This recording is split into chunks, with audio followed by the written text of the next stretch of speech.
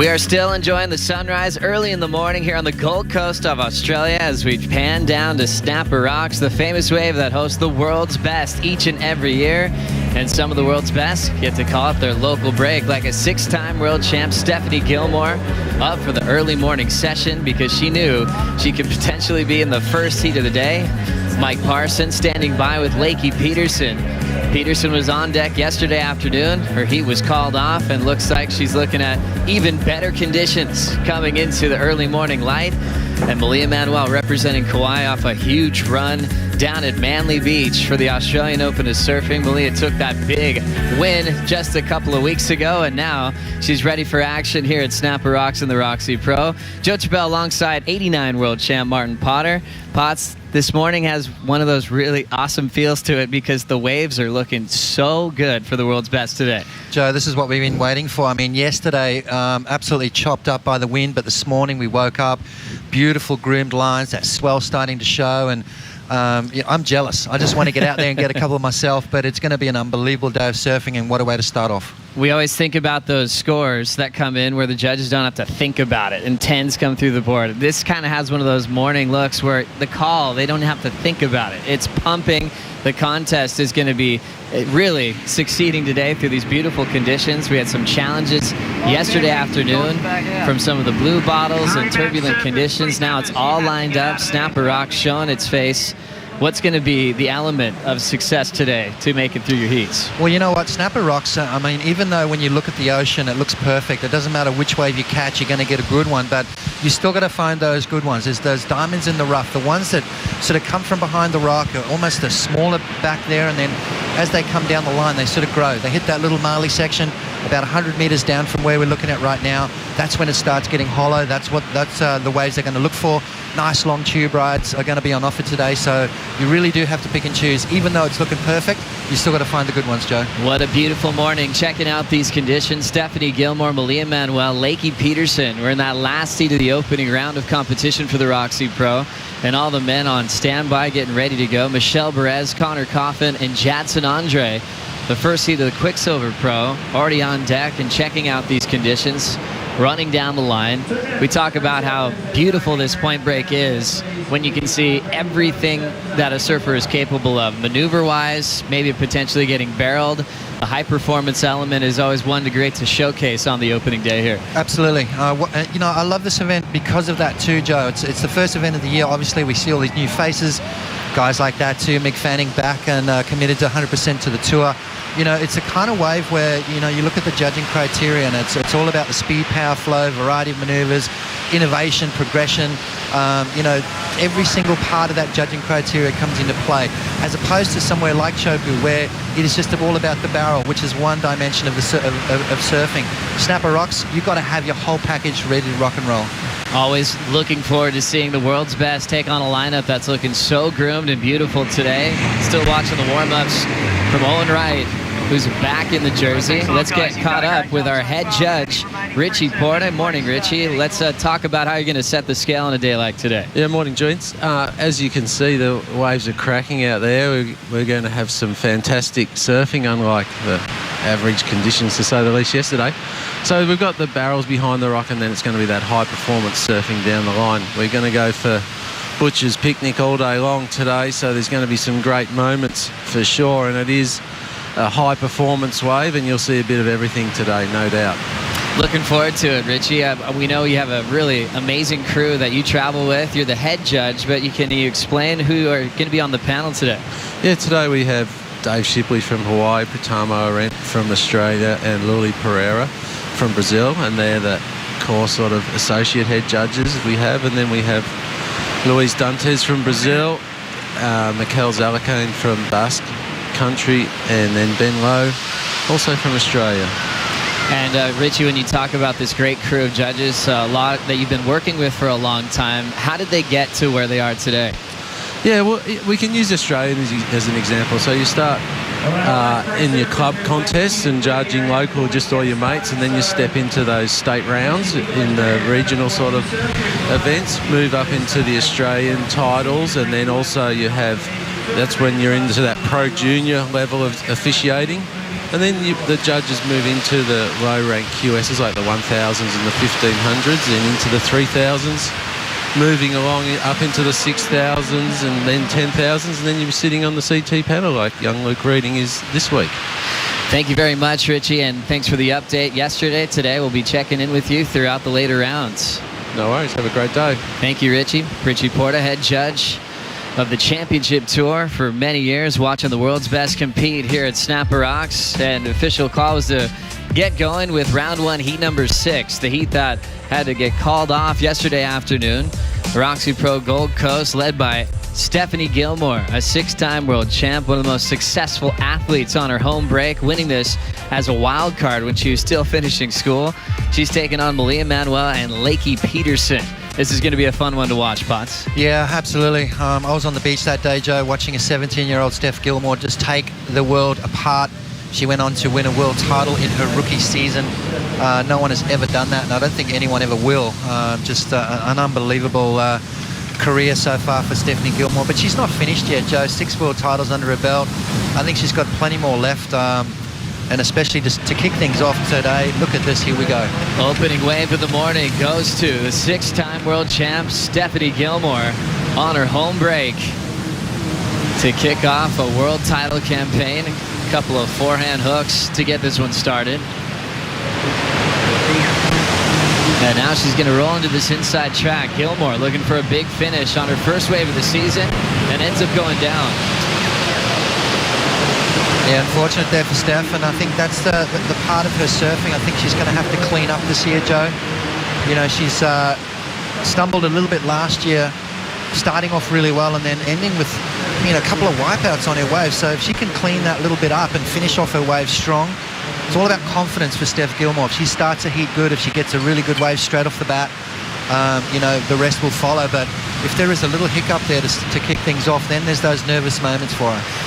So Stephanie Gilmore already thinking about another big year on tour here for 2017. If she can accomplish a world title, she'd match Lane Beachley with that record for 7 world titles, which Lane has held for a long time. Stephanie Gilmore on the back of the ski, preparing for a ride around the back to set up wave number 2. Her first score of the morning, a 3.5. Yeah, that's not going to be a keeper, not in today's standards, but she's on the board, Joe. She's got that first wave under her belt. We've got priority. Will now be decided between Malia and Lakey Peterson. Whoever catches the next wave, priority will go to the opposing surfer. I like this priority system because it just gives everyone equal opportunity. You know, back in the day where there was no priority, we used to hassle and it kind of, you didn't see enough surfing. You know, you'd have 2 or 3 surfers pushing each other way too deep, out of position, so you wouldn't see a lot of good surfing. Nowadays, with that priority, you get to pick and choose where you sit, wait your turn, and you're guaranteed to get a wave. And the whole idea of that concept is to really want to see the best surfer win. They want to spend time on waves, picking the best out of their 30-minute heats to show who's in form to go all the way to the podium at the end of the waiting period. Something that Gilmore's been longing for, to get that winning feeling again, being one of the most successful surfers of all time. Sets continue to pour down this beautiful sandbank, and Malia Manuel and Lakey Peterson are waiting to get their start. Malia Manuel, a seasoned vet, coming off a huge win, understands the rule book inside and out, focusing on the 3-surfer priority rule. There's no priority at the start of the heat, so priority is established by the initial order of waves surfed, and surfers are allocated priority and heat based on their return to the takeoff zone. So Stephanie Gilmore getting that first wave. There is no priority rotation yet since she was deepest on the bank. She got that first 3.5, and now she'll have to give way to Malia and Lakey Peterson as they're still waiting for their first one to come through. Yeah, but in saying that too, she can still surf waves. I mean, if Lakey and Malia decide not to catch the waves, Steph has the opportunity to then still go, and she's going to try and force the issue. Part of what Steph's game is now is to try and coax her opponents into catching a wave and throwing that priority back towards her. So there's a lot of tactics can go on. There's a lot more going on than just each surfer sitting there waiting for their turn. And that's what makes this setup so exciting. You see Gilmore, her positioning deepest by the rock, she might just take away, but at any point, Malia or Lakey Peterson could make Stephanie Gilmore kick out if they like it better than she does. So we'll see that game plan set. Manuel, now 23 years of age, coming from the beautiful island of Kauai, same island as Tatiana Weston-Webb, who got through her first round heat yesterday. And Malia, though, finding success through the QS 6000 series in Australia. It's something that she's very accustomed to doing each and every year, preparing for the start here at the Roxy Pro. This is the opening event for the championship tour, but Malia always shows up to Australia early and often makes finals, this time one step further, taking her first title at the Australian Open. Yeah, she's off to a good start, isn't she? And it's going to just give her a whole lot of confidence, and you know, she's going to need it coming up against the likes of Lakey and Steph. Unbelievable surfer, one of the best styles I think out there. You know, she just comes up against her opponents. You know, whenever Malia fires, it seems like her opponents just step up a little bit more. So it's going to be interesting to see if she can continue that good momentum that she picked up at the Australian Open.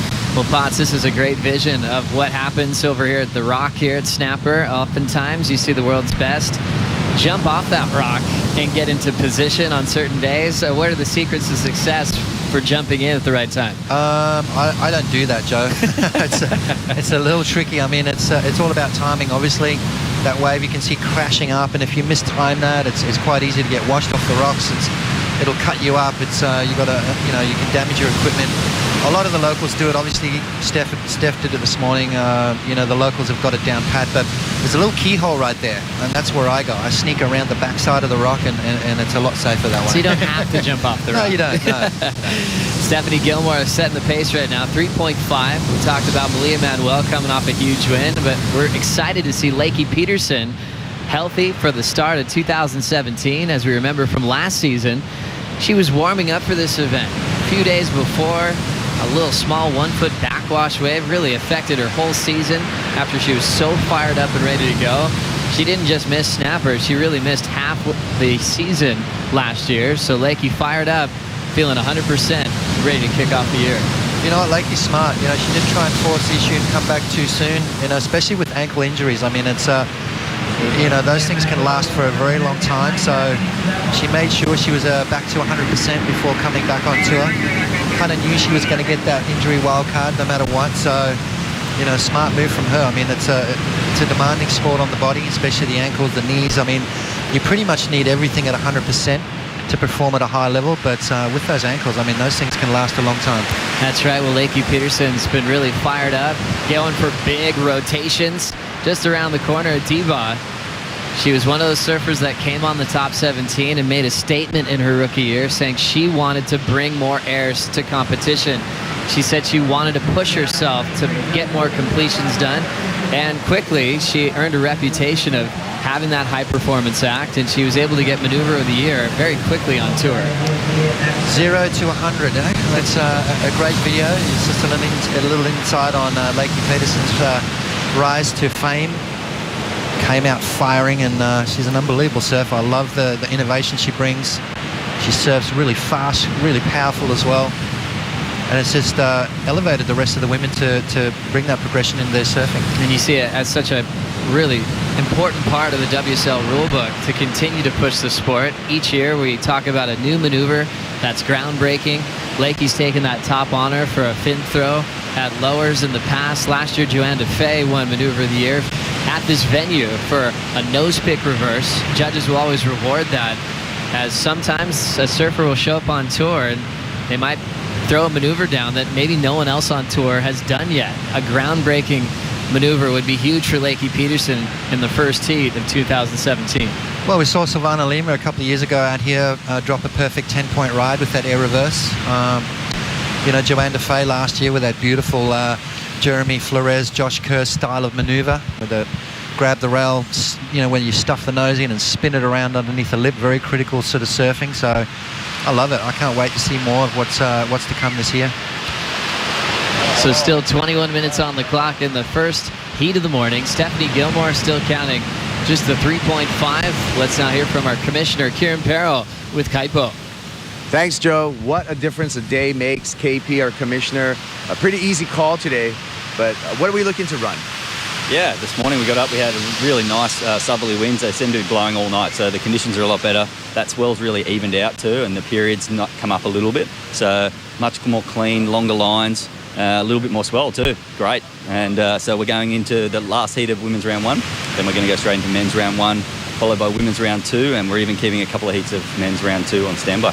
Really looking to max out with the great wave conditions today. You got a couple of waves this morning. Can you tell us a little bit about the surf? Yeah, it's we definitely want to make the most of the next few days. Conditions are looking a lot better, and as we get into the weekend, we're going to have plenty of swell, but winds are going to switch around a little bit more to the northeast. But yeah, I was out there this morning. The ocean's got a little bit more power in it today. It's much more organised, so easier to pick the better waves. So I think our surfers are going to have a great time. Well, there you go, Joe. Show's on all day long. Great news, Kaipo. Thank you to our commissioner, Kieran Pro, as well as we get right into action with Lakey Peterson. Waiting about 10 minutes for this first wave. Now she's in a really fun part of the wave. Nice vertical off the top, deeper off the bottom, and carves her way through. Slamming on the brakes to get barreled. Lakey pulls in and comes flying out. Drives off the bottom and drills it down the line. An absolute dream wave for Lakey to kick off 2017. Still room to move. As she's crushing a couple of big top turn hacks, Peterson has just taken the lead off Stephanie Gilmore. Man, that was insane. What a wave. That's what Snapper Rocks has to offer. A bit of everything, Joe. And I love the fact she just approached that wave nice and casual to kick things off. Didn't try and push the issue. Why? Because she could see what was going to come down the line, and that's what you got to do, is just get yourself in that right position. Really impressive to see Lakey find that gem that kept on growing. The sections just got better and better as she went down the line, even included a barrel opportunity on the inside corner. We talked about her signature movie, 0 to 100, because her whole life changed so quickly. Started surfing relatively late in surfing terms at 12, but qualified at just 17 as we take another look. Yeah, I like the way she just approached it, nothing too radical just yet. First part of the wave, not really offering too much. She could see this thing starting to grow down the line. Now, what's the size of the wave, Joe? She's a little taller than the wave at the moment. Now it starts to hit the bank and the wave starts to grow. Now it's overhead for her. And this is where she really starts to go to town on the wave. Beautiful, strong surfing from Lakey Peterson. Hits the brakes. This is the part I love. That's the best feeling in the world right there. Getting that barrel through the inside and then tagging it again a bunch of times. So Richie Porter and the judges are going to eat this one up. What a way to start for Lakey Peterson. Steph Gilmore just with a 3.50. Lakey is going to drop an absolute bomb. It turns in an 8.83 for what a gem of a wave. The superstar from California lighting up every section. And I love this part, Potts, where you notice the wave getting better. She got barreled and came out and hammered it shut. That's all about the right pace as well. You don't want to be too far ahead of the wave. You want to be right in the guts of it, right where the power is, and that's exactly what Lakey did. All those maneuvers there are for a reason. That big carving turn put her in the perfect spot to get that tube ride. So everything worked out really well for Lakey. Threw a little bit of innovation there, a bit of power, a bit of speed. I mean, that was unbelievable surfing from Lakey Peterson. Watch this turn right here. You can see the wave starting to stand up. She's looking down the line, realizing she can tweak it all the way around. And what that's going to do, it's just going to put her in the perfect spot to hit the brakes and then get this perfect little tube ride. So Lakey Peterson read that one absolutely perfect. The judges loved it. A couple of judges went into the 9s for this wave, Joe, and that is just a little bit of insight on what the judges are looking for today. That's a 9-point ride all day long, no matter where you are. Really impressive performance from Lakey Peterson, an 8.83 from the panel, impressing us all on the beach. Strider, how did it look from the water? Oh, it was perfection. I mean, it's absolutely, the conditions out here are as good as they get.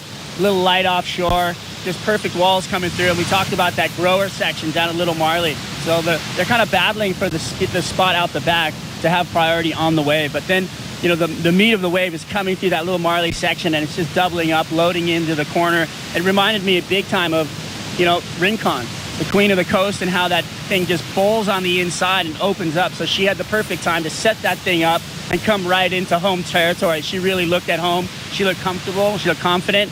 And that's the kind of surfing we hope to see out of Lakey all year. Well, Strider, we're noticing 16 minutes on the clock and 2 scores, 3-5, 8-8-3. What's the situation like with a little lack of waves at the moment?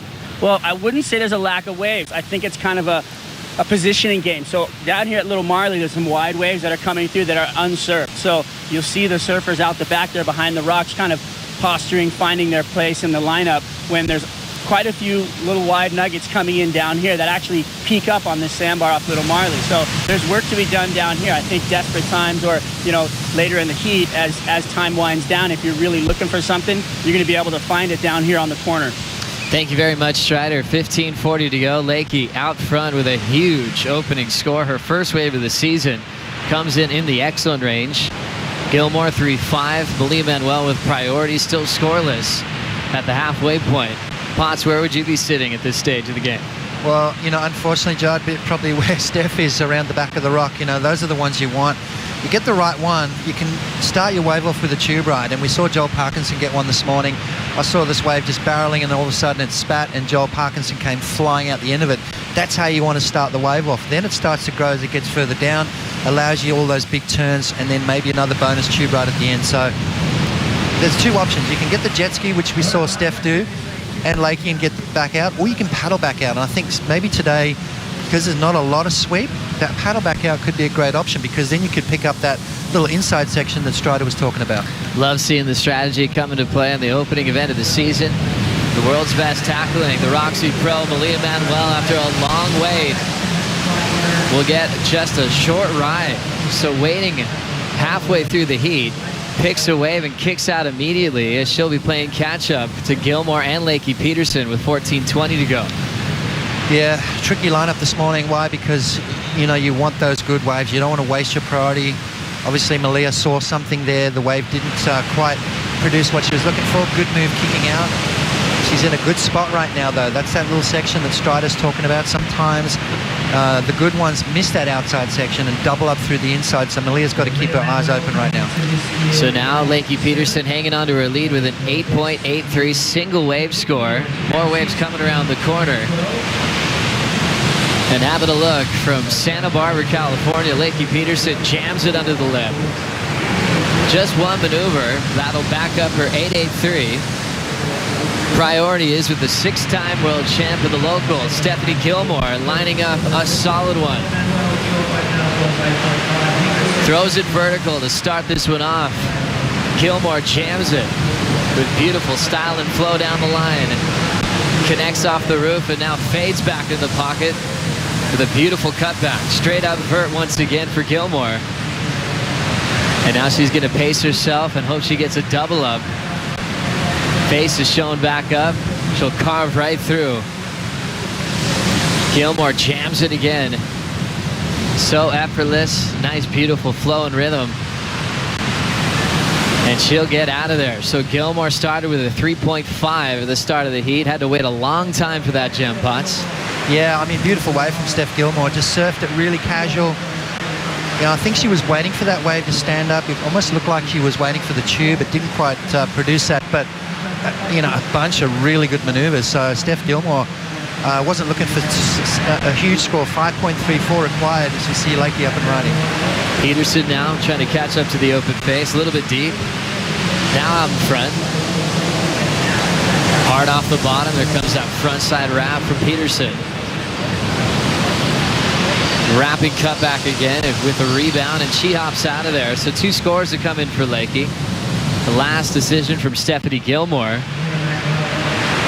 And we'll see who's going to end up with the lead with 12:10 to go. How easy did Steph make that look? She just surfed that wave so smooth. No one knows this wave as good as Steph Gilmore, that's for sure. It wasn't probably one of the better waves that have come through. She was obviously looking for something along the lines of what Lakey had.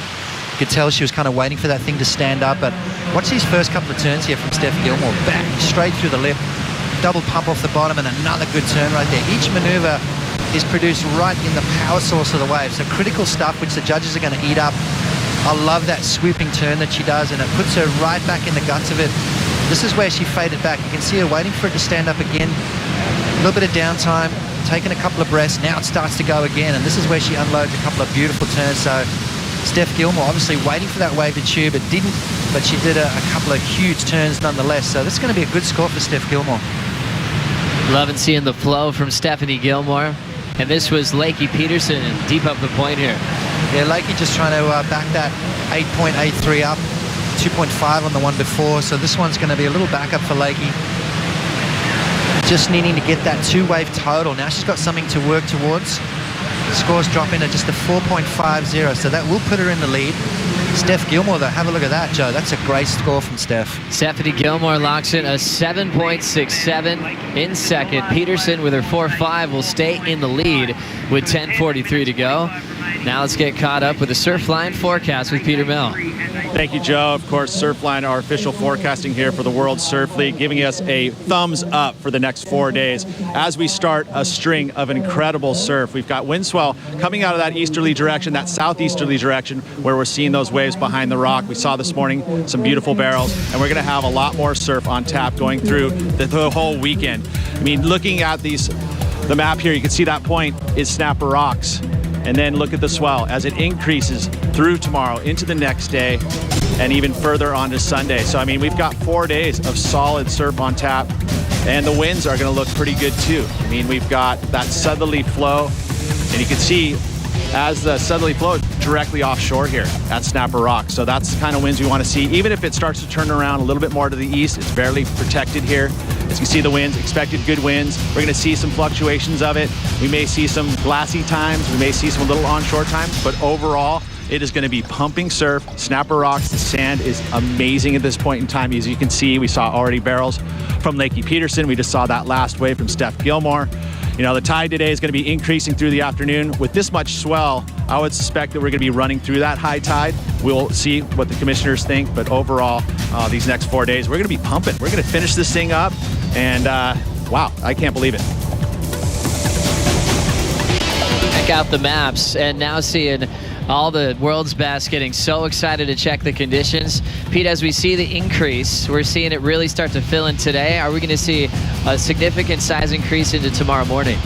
Well, we'll see. You know, I think that, you know, it's weird. Here's the interval. You know, when it jumps from, say, even 8 or 9 seconds to 10 seconds, that's kind of a bigger interval for this part of the coastline. It is increasing to 10 seconds from what we understand. So, yes, we'll see an increase in size. I think even with that little increase in the interval, we'll see those waves even get thicker and meaner off the top of the point. That's what we really want to see. Looking forward to it. Thank you very much, Surfline and Peter Mill, for the update. And we always get excited when we are delivered a forecast like this one. As we know, Potts, every year is just a little different story. There's the one famous year you were watching down the beach, calling it Akira, Parco and Kelly going back and forth, getting stand-up barrels. Sometimes it's really small. You go to the Felipe Toledo era year where he was doing huge full rotations. Every year has the excitement. Snapper delivers a different story. This year might be one of the best to remember if things stay on track. Yeah, fingers crossed. I mean, you know, Mother Nature has the last roll of the dice. As we know, we can't get too excited. But today is going to be fantastic, so I'm sure everyone's comfortable, get themselves positioned. If you can't make it down here, there's a lot of different ways to watch this event. It's funny when you see a good surfer checking out a forecast, they almost don't want to breathe on it. They don't want to like jinx it or anything because it looks like it could be too good to be true at times. Watching this now, some waves wrapping around the point. Having a look is the Hawaiian, Malia Manuel, attacks it off the lip, and a very important wave for the Hawaiian to get back in this seed. Huge carve off the roof. Jams it vertically, and she still has some room to move. Wrapping cut back, and she'll decide to get out of there. We remember she got her first wave at the 15-minute mark and just kicked out, but that was a solid answer back, Potts. Absolutely. Unfortunately, she didn't get that little bonus inside section that we saw Lakey and Steph get, but those first couple of turns, wow, she is on point. That board looks amazing under her feet. Still carrying that confidence, you know. I mean, she's come off a win, just needs to get that ball rolling. Obviously, that's going to get her right back in the swing of things. Just under 7 minutes remaining, so still plenty of time for her to get another good one, Joe. That's right. Priority is with Lakey Peterson, our heat leader, courtesy of a massive start of an 8.83. The Roxy Pro continues with more action right after this.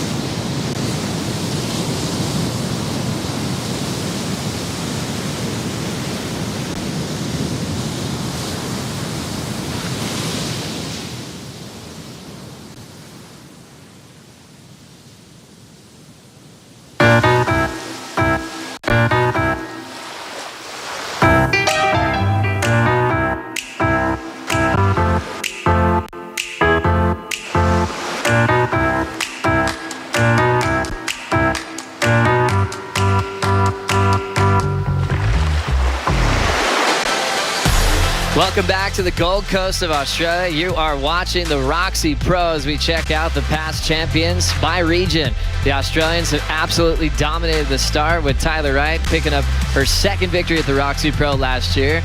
Went on road to a world title. Local Stephanie Gilmore with 5 big wins on her home court. Seeing that domination from the Australian side. Joe Chappelle alongside 89 world champ Martin Potter. Potts, you knew what it was like to compete against the Australians when you travel here, and you know how much backing they get from the crowd. But sometimes the international surfers can just get behind it as well. They see that passion for sport and how that brings the best out of their fellow countrymen and women to go all the way to take this one out. You know what?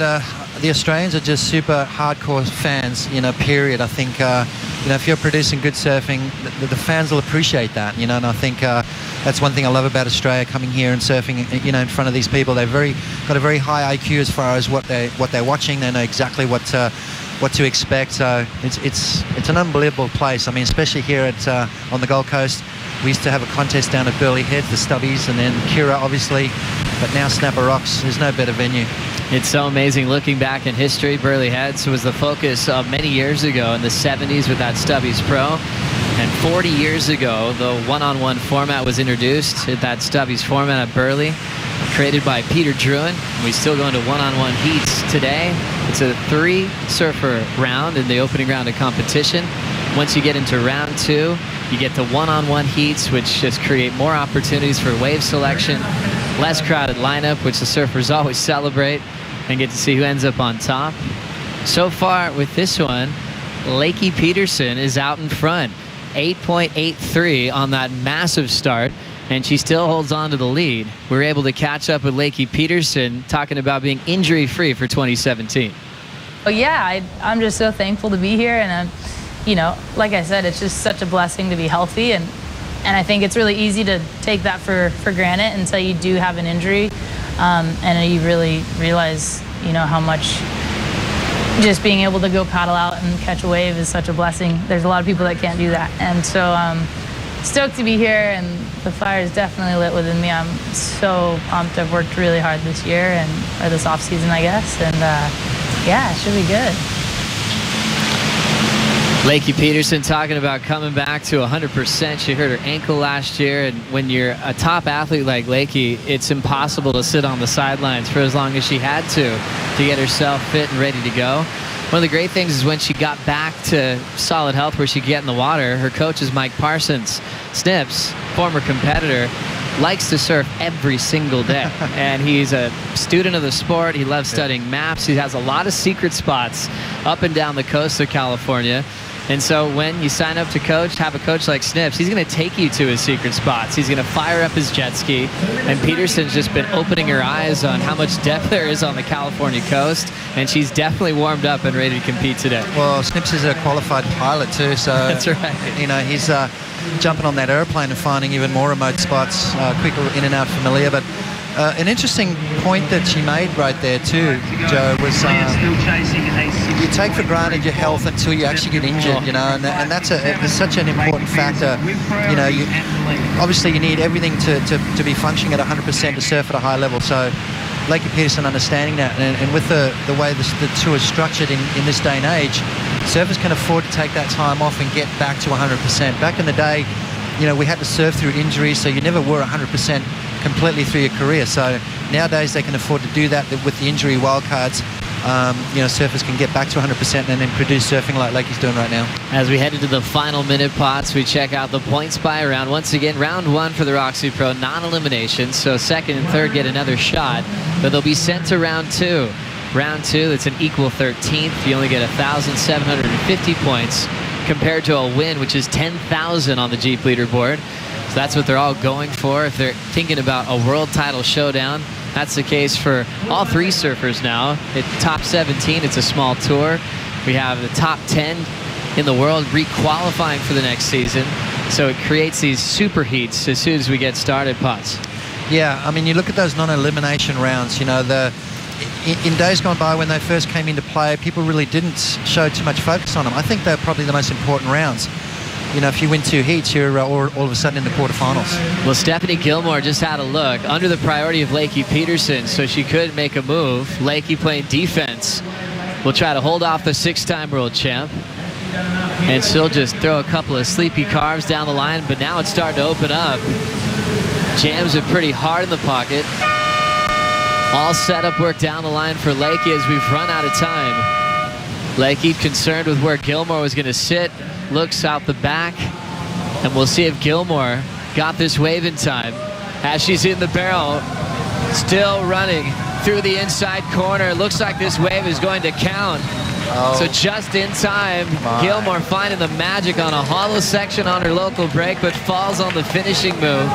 So this is a very important wave. Lakey used priority, turns around, and Gilmore gave herself a shot to try to take this one out. Wow, that was very strategic there from Steph Gilmore, sitting further out than Lakey. Forced the issue, made Lakey go on that first wave of the set. Now, did Steph know there was a better one behind? I probably think so, because she got absolutely barreled on that last wave there. So let's have a look at the replay. Obviously, Steph falling off at the end. She doesn't think she got it, Joe. But did she hear? She only needed a 5.67, so not much. Let's have a look. Lakey showed a little bit of disinterest in this wave. You can see a couple of times at the beginning of the wave, Joe, she took off and looked over the back. She didn't really look again right there, showing a little bit of disinterest. Maybe missed a couple of sections because of it. She could have betted that 4.50 had she gone to town on this thing. So I think Mike Parsons is going to be really not too pleased with that. Let's have a look at Steph too. Steph takes off on a wave. She's shown a little bit of disinterest as well. So now she sort of sits on the tail a little bit, and well, she's thinking maybe I'm going to come in, but and then she goes, oh, hang on a sec. Look at this thing go. Now it starts to hit that inside. This is local knowledge right here. Steph Gilmore in the barrel, traveling. She comes flying out of the end. But again, a little bit of a mistake at the end, Joe. Fell. She's got to clean that stuff up if Steph's going to, right there. She's got to clean that up. 2 wipeouts already in this heat. She can fix those things. She's going to be really hard to beat. Really interesting finish to the last seed of the opening round for the Roxy Pro. 6-time world champ. Almost felt like she was forced to be going to round 2. Looked really casual, almost not even sure of what was going to happen on the inside. All of a sudden, a switch went off. She found herself in a lengthy barrel ride on the inside corner and still just needing that mid-range score. Lakey's last wave is not going to improve her situation, so still just the 5, 6, 7 needed to turn this around on the buzzer, Potts. Well, you look at the scoreline. I mean, Malia only needed a 6.34. Scores dropping for Steph Gilmore. Joe, have a look at this. She wasn't too happy with it, but guess what? A 6.57 for Stephanie Gilmore to steal the win off of Lakey Peterson on the last wave of the matchup. Got up before the horn. Almost looked like she was going to come into the beach and call it a day. Next thing you know, she finds herself barreled at her local lineup. And Gilmore, the 6-time world champ, flies into round 3. Wow, unbelievable stuff. Steph thought that wave wasn't going to produce anything. Well, it did. It produced a score, and she's through. Unbelievable matchup, just coming to a close. Lakey Peterson with that big start ends up losing it on the final exchange. As we continue, Quicksilver Pros coming up next with Michelle Perez, Connor Coffin, and Jadson Andre. We'll bring in Ronnie Blakey and former big wave champ Pete Mel for the call.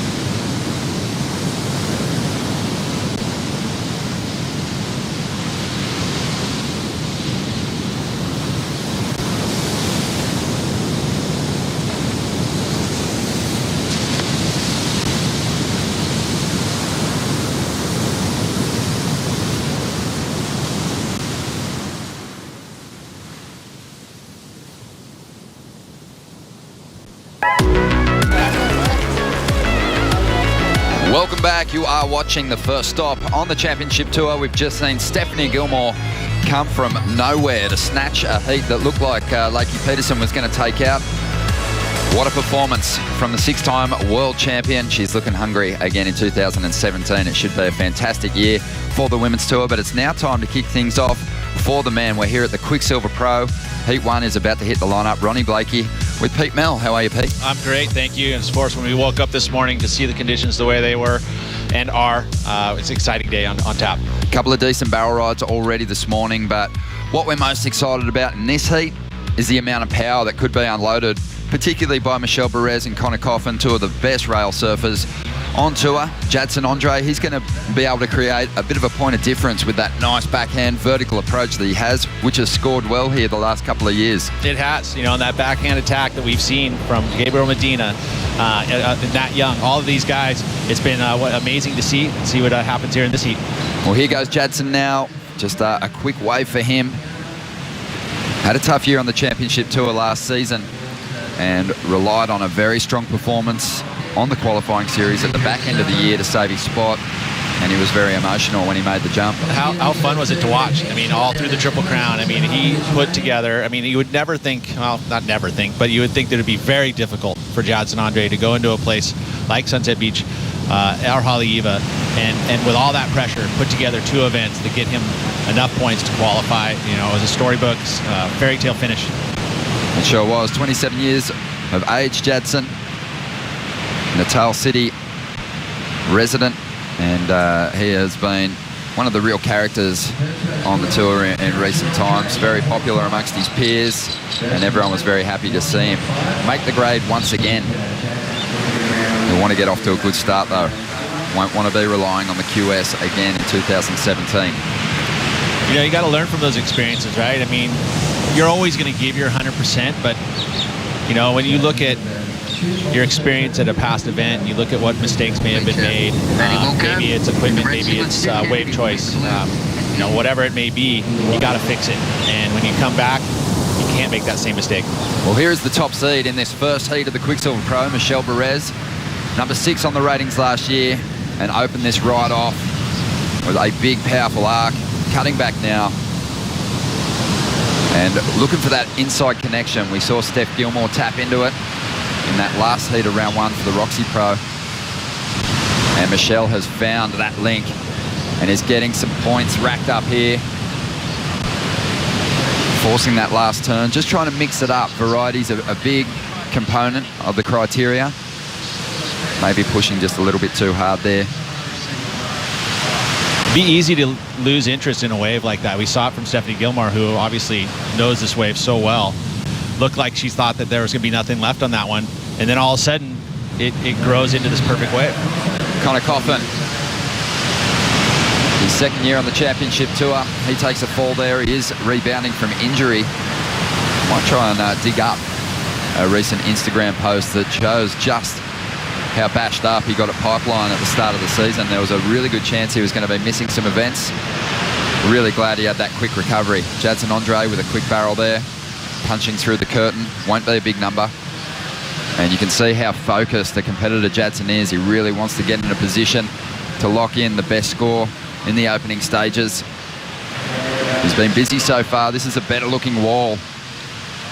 Just trying to get that vertical approach happening here. Beautiful conditions at Snapper Rocks this morning for day 1 of competition. There's Andre. Signals for the ski there, way down the line. Well, you know, Ronnie, we really haven't seen any days like this since, you know, that last swell. So a lot of these competitors may have showed up right during that swell or even after.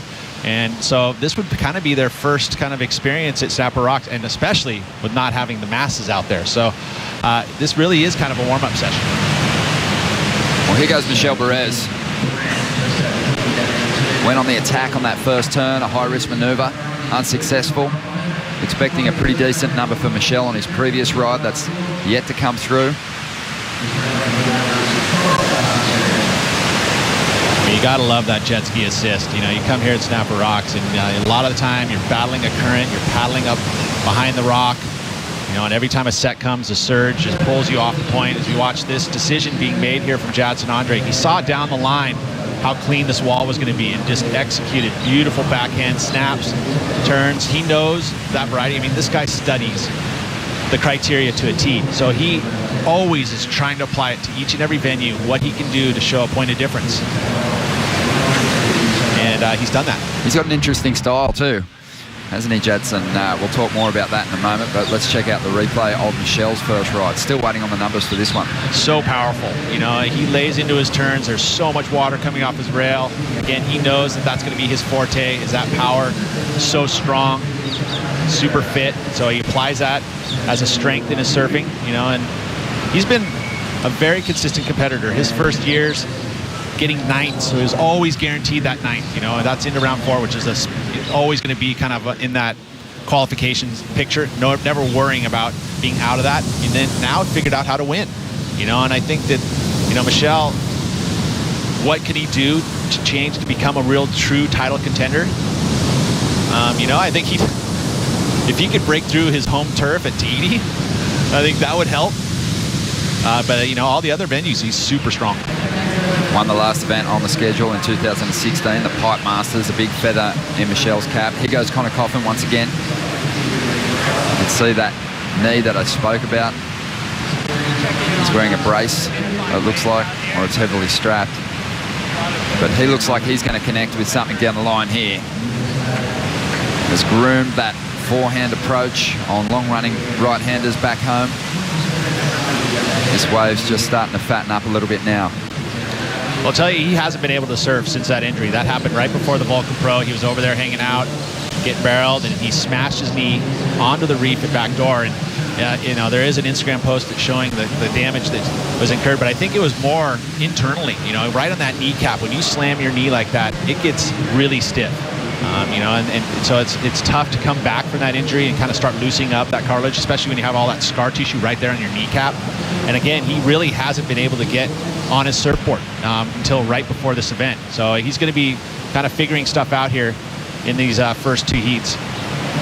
You see, wave choice could have been better. I think, it's really important. I think the judges will take note too, that when you take off out here, it's always nice to see down the line and go, okay, this thing's going to build, but you got to get that first maneuver. You got to get that first solid, strong maneuver out of the gates right off the bottom.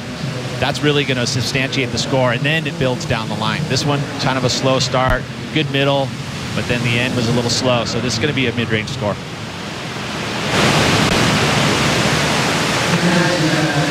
Just on 20 minutes to go. The situation out there at the moment, it's Jadson Andre out in front with a 5 and a 1.87. Michel's first wave did drop as a 5.67. So nothing mind-blowing from the competitors just yet. It looks like they're all just trying to find their place in this lineup. And Strato Wozlowski has more on positioning for us. Yeah, I just wanted to touch on identifying waves out here. Obviously, if you're a local, you're going to have more knowledge of the wave. Really, you're really not getting exactly what you think you're going to get on each given turn. Point in case, look at Stephanie Gilmore was on her way in, literally laying down, and she got what they call in golf the member bounce. When you hit a shank out into the woods and the woods throw it back onto the course for you, she just all of a sudden looked over and stood up, and there was a perfect wall standing back up on the inside of a whitewash to get a barrel and the score she needed. So I guess the point is, don't give up on the waves out here, because you never know what you're going to get. And as you find those waves and identifying them, don't be scared to look down past your shoulder the other way and not just out behind the rocks. So true, Strider, and I've never met someone who relies more on the members bounce in golf than Strider Wozlowski. Oh, Strider, he's making fun of your golf game. But it's true. These waves, if you haven't got a lot of experience here, you really need to kind of commit and ride down the line sometimes to see what eventuates, because one swell line can catch up to the next. The wave can double up, sometimes triple in size as it rolls down the line here, and provides so much scoring opportunity. And really, these competitors, they're all capable, Pete, of laying into big, high-impact moves in a short period of space, and you can convert a wave, and we've seen it here so many times in the past, that has had really no scoring potential on the outside. You can convert that into a really decent number with some big turns at the end of the ride. That's how Gabriel Medina beat Joel Parkinson a few years back. He did, and he was utilizing it down the line and finding those walls and identifying them, like you said. I mean, even Steph Gilmore, we just saw it happen. Literally just saw that happen. That wave looked like it had nothing to it. She got down on her belly, thought she was coming into the beach, and then all of a sudden it grows into a perfect little 4-foot barrel. Michelle Perez take off under the lip here. He's been putting in the time in the free surfing sessions, Michelle. But that wave, it doesn't turn into anything down the line. He kicks out, but willing to take a chance. Bit of foam on the face here for Jadson Andre. He's just biding his time here, waiting for this thing to stand up. And now that it's steepened, he's able to go rail to rail and throw down some decent maneuvers. We really haven't seen anything overly exciting just yet. I feel like this heat's just begging to be blown open by one of these competitors. But I'm going to get you to touch on Jadson's style, Pete, because it is pretty unique for someone who's on their backhand. Having your front foot over the inside rail as opposed to more centered on the board can sometimes be a hindrance because you can't get on top of that equipment and draw out those moves. And Jadson's foot is clearly placed more so over the inside rail. Yeah, so his heel is going to be closer to the rail. As you can see here in the replay, where his footing is, you're right. It is, so it's almost like just the ball of his foot is over the stringer. So again, shifted much more onto the rail, especially on his backhand. And he tucks that back knee up. So a lot of the steering is coming from that back leg. And he's been able to kind of negotiate, and what he'll do is be able to sink that rail. He rides a wider board for a guy his size because he's a smaller dude. So I think that's helpful for him to really lay into those bottom turns. At this point in time, it's not particularly low out there. The wave isn't really that steep. I think that's a big disadvantage against Connor and Michelle for Jadson. He's really looking for that wave that cups out so he can get that vertical approach happening. That's where he's going to get some big points against these two deep rail surfers. As we see Connor up once again, a little caught behind. You saw his brace there slip down. So that knee playing a little bit of a role in this heat, being that just affected him. You see he had to kind of slide it back up. And I think it's just a protection. When you have the right on the kneecap, if it touches, your knee, as you see the replay here, almost right on the top of the point. This one looked like it was going to have a quality section, but then unfortunately there, and you saw the whitewater just come down and push that brace down. And then the wave just disappears. I mean, this southerly angle like that, you get these waves that'll actually just go push out to sea, and actually sometimes they'll even come back, like we saw from Stephanie's wave. So you're right, you have to kind of sit and wait and see what's going to happen through the inside. But our competitors area goes down. It's a fairly big competitors area, but there's only so far you can go before you can't see anymore. So you have to get your work done out in front of the judges.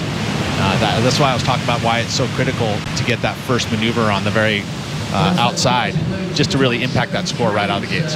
14 and a half minutes remaining. Welcome once again to day one of competition for 2017 on the Men's Championship Tour. We've got Jadson Andre, Connor Coffin and Michelle Perez fighting it out for a place in round 3 at the moment. Jadson is leading the heat and he's taking off once again here, trying to get rid of a 4.37 to push further ahead. He's going to take a fall and he won't extend his lead over his rivals here. 14 minutes to go. We'll be back with more right after this.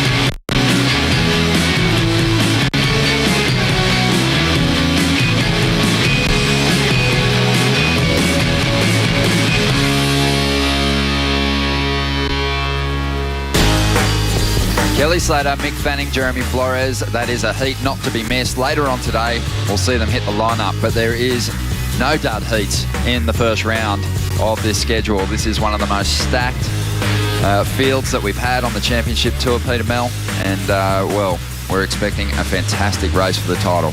I would agree. Here we go, Michel Perez taking off now.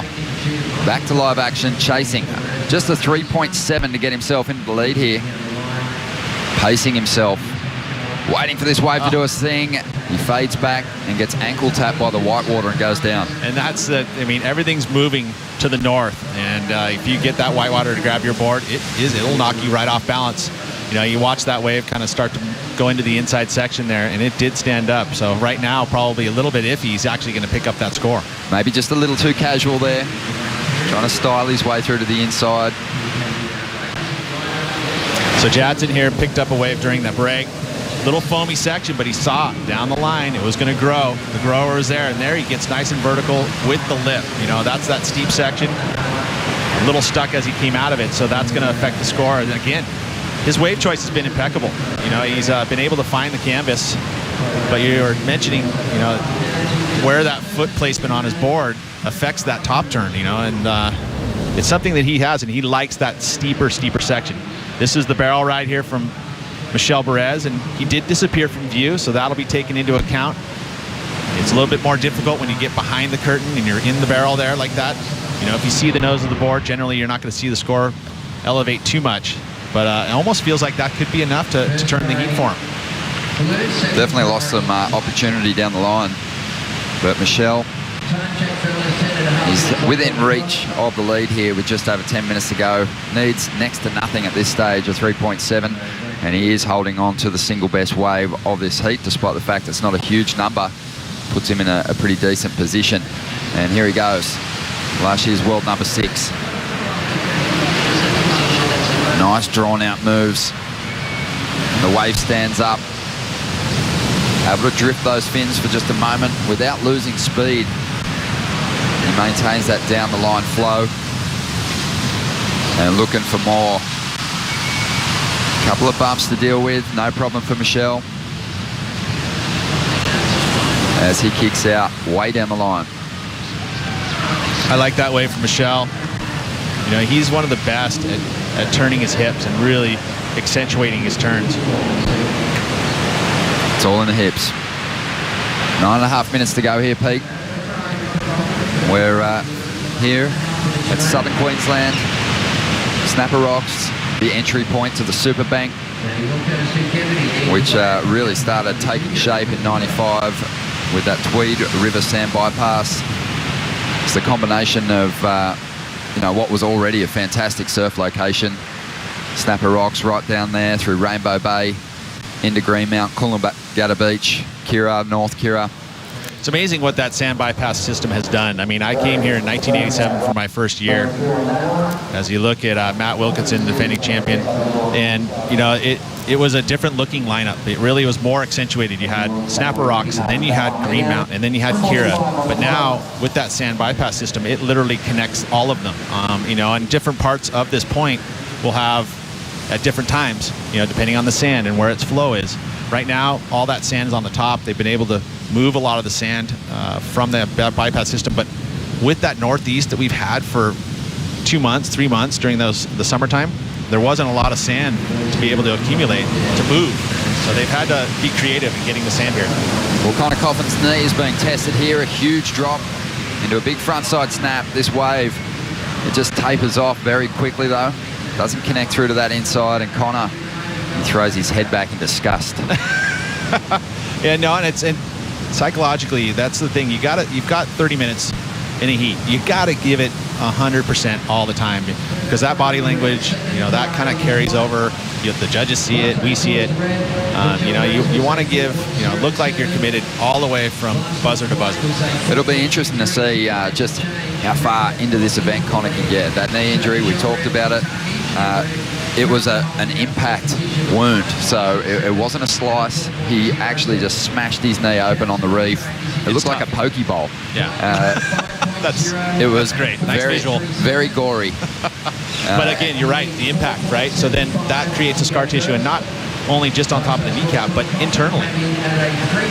Jadson Andre trying to get the lead back. Michel Perez has moved into the number 1 position. His last ride was a 4.07. Jadson now chasing a 4.75. Connor, you can see there on screen, after a 5.74. But Connor told me that when he had the wipeout, he pulled his knee up. He said, I'm going to be off tour for 6 months. Really? He was so concerned about it. Obviously, hats go off to the medical team that helped get him right. But he's managed that injury well. Yeah, he thanked them very immensely because he is here and he is competing, albeit not 100%. And again, when you haven't been on a surfboard too, to really dial in your equipment, especially when you're here on site, you know, I'm sure he's had a few free surfs, but you know, you would have to say just by the performance right here that he's not 100%, and it's going to be a bit of a challenge to make sure that he gets deeper into this event. The beauty of Snapper Rocks, though, is sometimes you're going to get yourself a wave where it's got to get barreled. You might not have to do too many turns. So true. Connor still had some moments here, even though he hasn't had the best rides.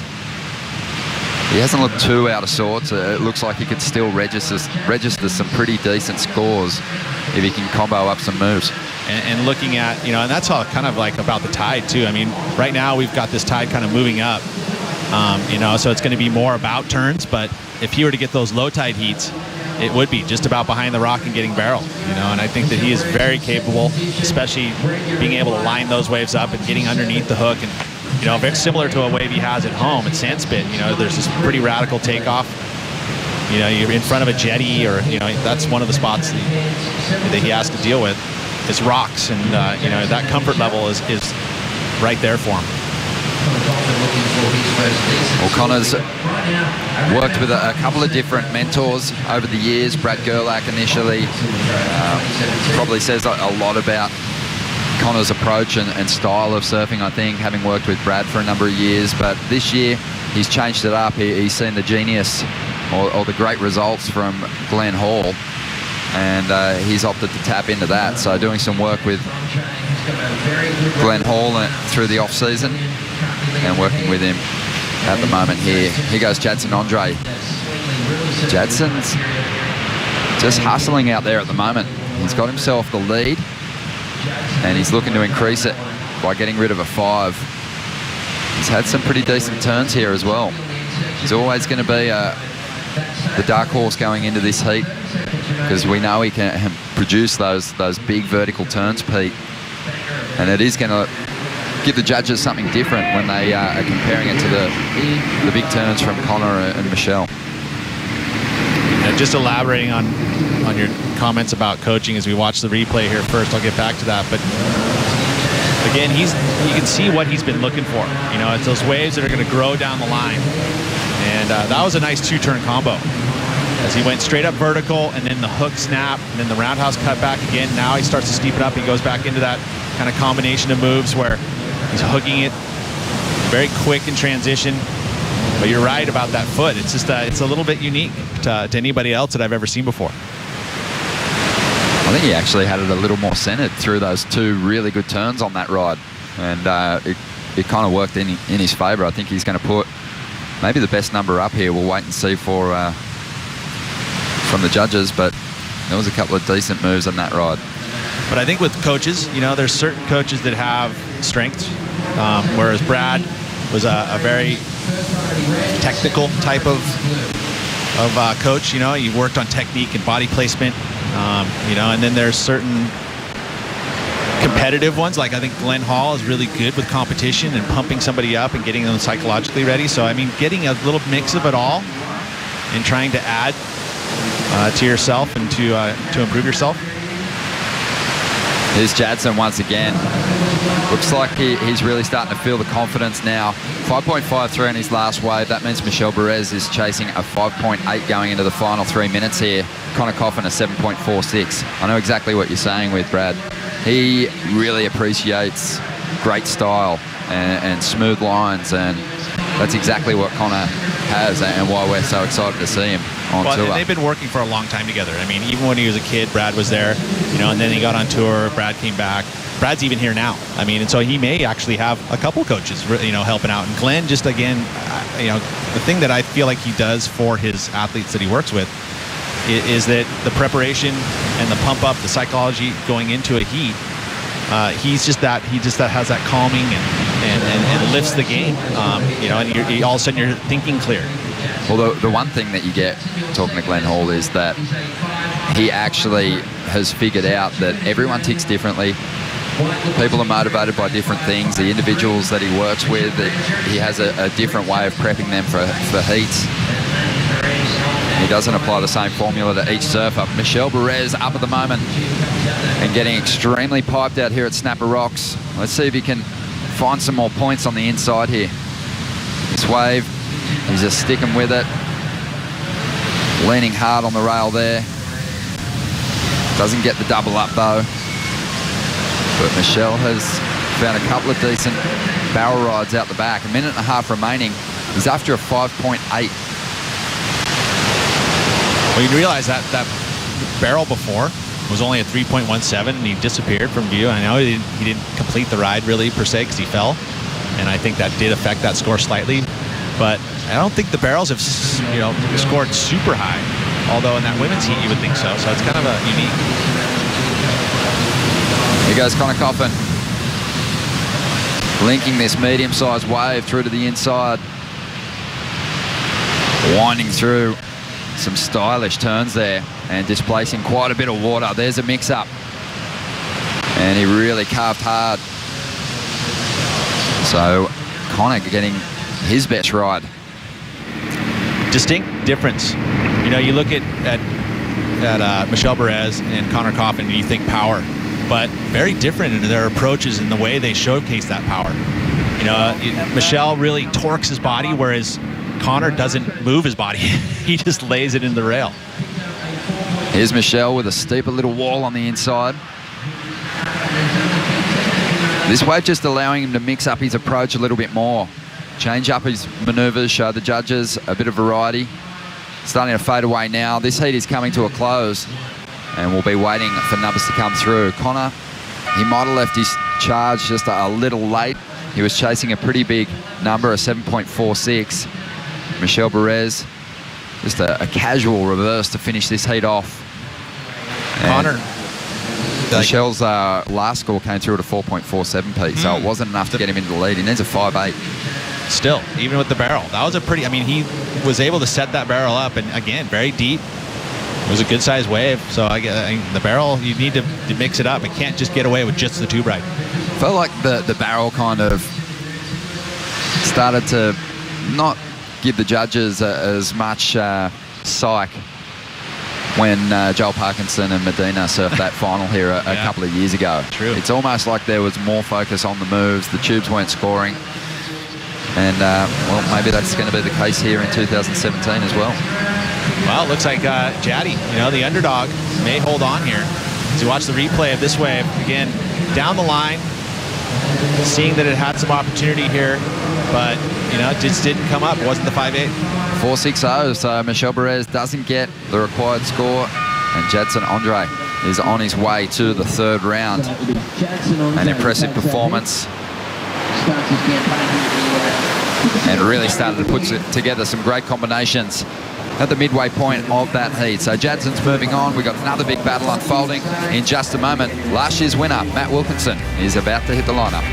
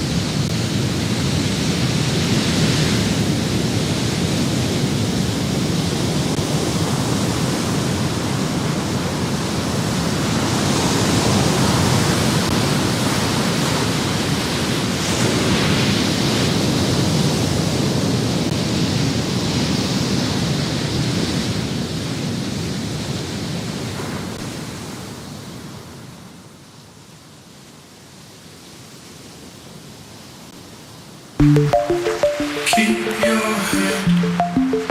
Everyone still. You can make me fall apart, but I won't blink. And you won't speak, and we won't blow away.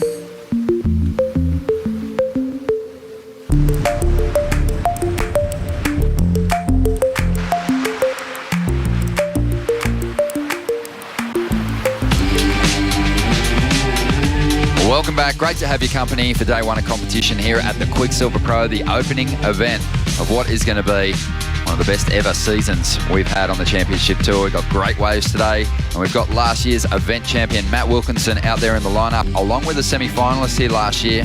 Stuart Kennedy makes his return to Snapper Rocks, and one of the rookies on the CT in 2017, Ian Gouveia, the son of former world number 5 Fabio Gouveia. So the legacies continue, those bloodlines. They're rolling on into the CT once again, Pete. Next generation, and I love it. You know, generations in surfing, such a rich history, and we always celebrate it. We always should keep celebrating it. And when you got guys like this kid, Ian Gouveia, on tour, so, you know, representing the Gouveia family out of Brazil, it's going to be exciting stuff. You know, Stu Kennedy, last year's performance, amazing. You know, coming out of an injury replacement, dark horse, and just made a huge fan base with his work that he did last year. And really shone the spotlight on some pretty unique equipment as well that he'd been working on with Daniel Thompson for a number of years. But while we're at the break, Matt Wilkinson got things started. Yeah, Matty, keep going, bro. You can see on the back end here, you know, this kid's got the electric back end. So much different, so distinctive to Matt Wilkinson, that free, loose, off the tail kind of maneuvers that he does. And then again, Stu Kennedy, and you know, shake those cobwebs off. You know, this is the first event of the year, and sometimes you'll see the embracement by the competitors. Sometimes you'll see a little bit of the nerves. Well, we mentioned Connor Coffin's injury that he was carrying into the start of the season. Stu Kennedy, he had that heavy wipeout at Pipe at the end of last year where he hit the reef, injured his hip, did some damage to his ribs. So he's still trying to overcome that coming into the new year. But he said that he's feeling pretty good. He's surfing the past week, has gotten back to some of his best, and he's ready to give it a shake up here once again. Well, you figure that event ends right before Christmas. You know, here we are at the beginning of March, so you have 2 months. And a lot of times you'll see that sometimes you just need a break, right? I mean, it's a long season. You know, I guess obviously an injury is going to force you into that break, but sometimes I think surfers will take some time off and literally just go on a trip somewhere. I mean, Chris Amore went on a European vacation, you know, probably didn't even bring a surfboard. You know, whereas a lot of guys or girls are going to go to work and they're going to get in the gym and they're going to put in a lot of time and effort. You never have that off season. I think Courtney Conlog would have been, you know, right straight back in the gym, probably working harder those 2 months than she did the entire season. As you watch that style, distinctive from Matt Wilkinson. Love his backhand. So fun to watch. You know, it's that kind of spontaneity that he has that really kind of is so much different to watch, you know, on the back end, because you can get repetitive, whereas I feel like Matt will bring something, all of a sudden you're going to go, what's he going to do with that next turn? You know, he's even got a rodeo in his repertoire. Watch this wave here again. The choice from Stuart Kennedy being that it's a little froth on the face, but it'll start to move down the line, and it should clean up and get a little bit bigger. That's what we saw from him. He's back on the sci-fi here. He's been able to mix up his equipment, but here at Snapper Rocks, he's made that choice. See a beautiful turn there, that double arm layback. A little bit of variety, big float, and then the flow that Stuart Kennedy has is so appealing because that pace that he carries at Snapper Rocks matches it perfectly. I think that's why, plus of course, all of his experience here, he knows how to choose the right waves. Grew up surfing Lennox Head. Definitely has that point break approach. Has great variety too. Yeah. Really mixes things up nicely. I think he needs to tap into the mongrel that he brought to this event last year. He had a real no holds barred kind of approach to surfing the wave. Definitely, you know, he is coming off the back of an injury, and ribs are nasty, especially if you're surfing. You're quite uncomfortable once you start putting your arms above your shoulders when you're paddling. and all that talking and turning that you do on the wave. So, well, it's a scar tissue too, right? It kind of builds up when you're not moving it. But I definitely feel like Stu was just looking at that first ride a little more aggressive on every wave he caught last year. Well, he's not going to give up on that chance, right? I mean, he's given this injury kind of replacement spot. It's not guaranteed to keep for the whole year, and you better make do with what you have when you're giving it. Just over 25 and a half minutes to go. We'll say good morning once again to head judge Richie Porter. How are you, Rich? Hello, boys. Great to have your company. Earlier on in the last heat, Michelle Perez getting some nice barrels, but really the big payoff wasn't there from the panel, and that seemed, Rich, to sort of be a bit of a change in the judging style here at Snapper Rocks. A couple of years back, Joel Parkinson had the final with Medina. Joel was getting tubed, adding some turns down the line. Medina, he was really sticking to those more vertical backhand turns down the line. Is that a decision that the panel made to steer away from scoring the tube? Sorry. Oh no, we still score tubes really high when they're really good barrels, and to get a really good barrel makes you as happy as a box full of hats, let's be honest. But the turns out here in the critical sections a lot of the time are a lot harder to do than just parking it in the barrel. It's a really nice sensation, but we're still chasing those heavy barrels, and we'll see some much better barrels this afternoon for sure when the tide starts to drop out again. So the boys just hold their scale a little bit on those. Yep, we've definitely seen barrels have been more harshly judged, I think, in the last few years than they were in years gone by. Yep, but I keep referring to good barrels versus really heavy, gnarly barrels, and the best barrels that you can possibly get are the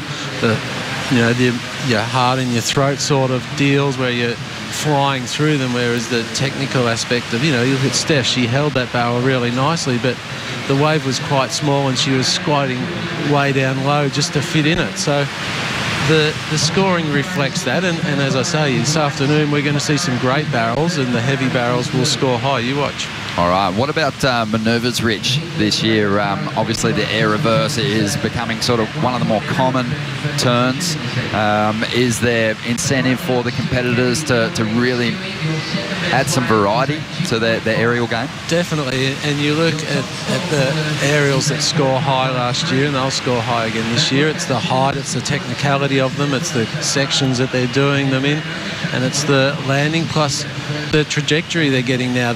Once upon a time they were just sort of straight up and straight back down, but now you see them covering huge distances in the air, and all those things come into play in that aerial aspect. So they're going to still score really high this year. Hey Rich, Peter here. I just wanted to ask you real quick. I mean, we often in the off season, was there any feedback from the athletes going forward for this year that they kind of gave to you guys from the commissioner's office? Yeah, we always get some feedback, and we have some meetings here and there, and KP talks to Ace a lot, and Ace talks to the surfers, and the judges talk to the surfers. We all see each other around the place, so we're constantly interacting with that aspect of them, and we listen to what the guys and the girls say, and then we judge accordingly. So there is flow between the two groups for sure. Well, anything changes this year? Anything specific? We're going to focus on that technical aspect of them. So if you're going to be doing the aerials, you've got to go big, and they've got to be really well done. So the landings are a little bit funny in the foam, and the misgrabs and all that sort of stuff, they'll be held down a little bit. But if they're done perfectly, and the big sections that they're done on, and the big long ones, then and high ones, they're the ones that'll get the scores.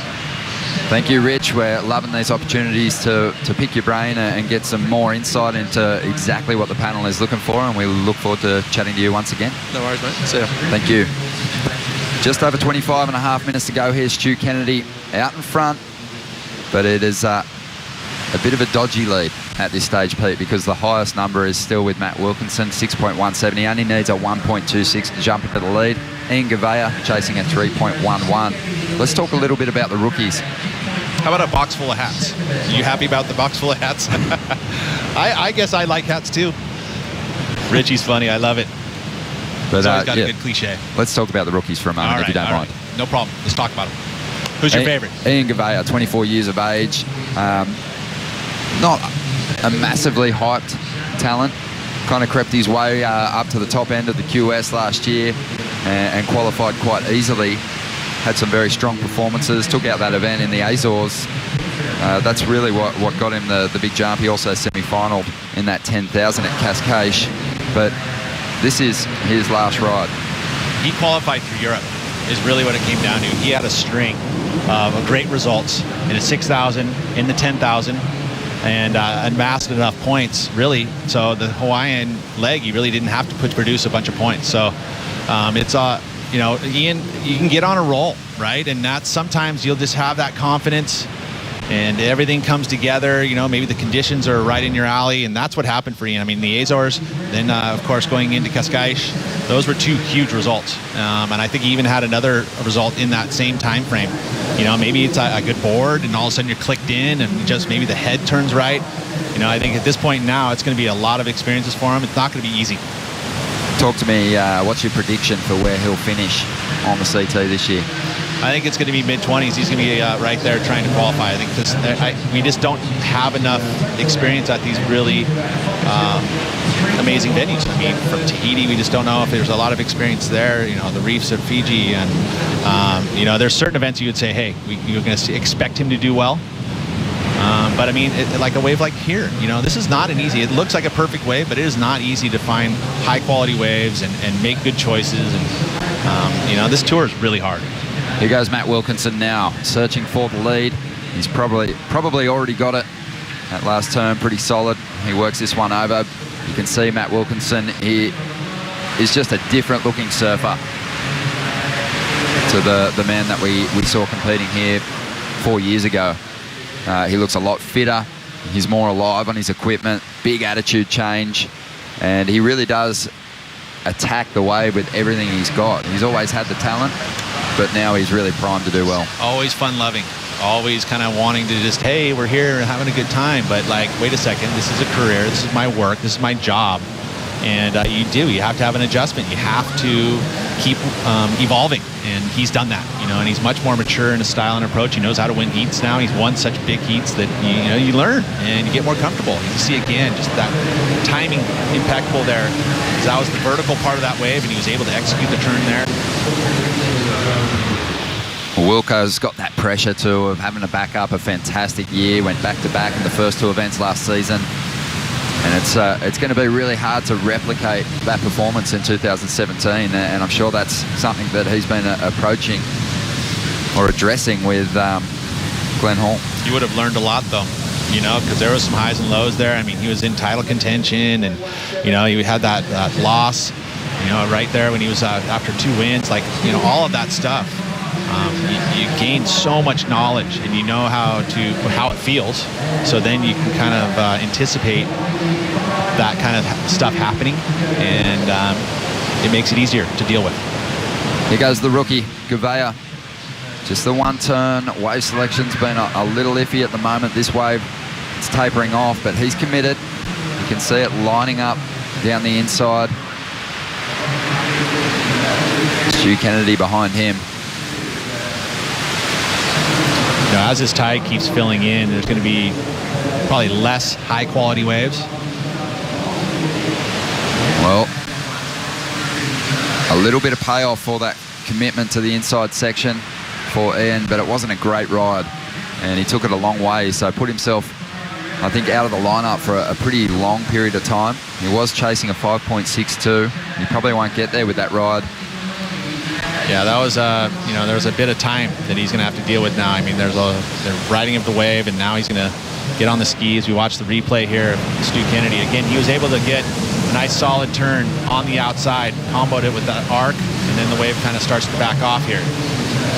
You know, he'll stay with it in hopes that at some point it starts to double up, but getting down to your belly, and that wave didn't give him the opportunity on the inside, so he's just going to be scored on those outside 2 moves. But you'd almost say it's probably going to be better than this wave, being that, you know, those 2 big, strong outside moves, not as long, you know, and a lot of work here for Ian Gouveia to get into the inside, and probably going to only show up to be around a 3. I haven't seen much of Ian surfing, but I know that you've watched him quite a bit. What's his strength? Well, it's his forehand is good. He's got an amazing aerial repertoire. You know, he showcased that, especially when I was able to call the Cascais event, the 10,000. and he puts together. And not just the aerials. He's not just an aerialist. He's very quick and he's sure-footed, so he doesn't make a lot of mistakes in regards to falling. He's mistake-free there, but I think the stuff that's going to be a challenge for him is at the certain venues is knowing those waves that you have to choose. I mean, Fiji, for example, is one of those places that has these great perfect lefts, but finding them is the challenge. Well, he's got a really tough draw here because his backhand is going to be compared to Matt Wilkinson's, and Matt's backhand's, regarded as one of the best on the championship tour. He certainly proved that last year. So this Aussie leg could be pretty tough for Ian because predominantly they're on right-handers. Obviously here at Snapper Rocks, Bells Beach, and then Margaret River is, generally it's going to be a right. Generally it's a right. Yeah, so now it is. It didn't used to be. It could be a tough start to the year for him. No, I agree. And this is a very important leg, and you have to be able to execute, at least get one good solid result here if you want to be, talking about qualification going forward. You can't rely on one or two events. You got to be able to have some consistency there, or else you're going to be struggling. It's interesting just thinking about this year, the title race, the potential contenders, thinking about guys like Matt Wilkinson and Stu Kennedy, the individuals. I think both Matt and Stu, as we see Ian taking off here, he's going to get caught behind. You think about Matt and Stu and their seasons last year. They were completely built on their results at Snapper. True. Their whole years. So for Stu Kennedy, this wave suits him. He's competing near home. His equipment works well here. Some question marks on how his equipment performed at other venues on the schedule. But here it just looks so good in the pocket. Matt Wilkinson, his backhand, it scored really well here. Some of the other venues, it didn't score quite as high. So this event is massive for these two competitors, and it's the same for the title contenders. Guys like Mick Fanning, Kelly Slater, Geordie Smith, they have to do really well at those right-handers, those long-running rights where they have an advantage over some of the more complete surfers like Medina, who's a really strong everywhere. It is a crucial event on the schedule. Gouveia up once again. And he's just praying that one of these waves is going to steepen up so he can get some real major turns done for us. And he's let go of a couple of decent ones here, really bouncing over that floater section to find the open wall once again.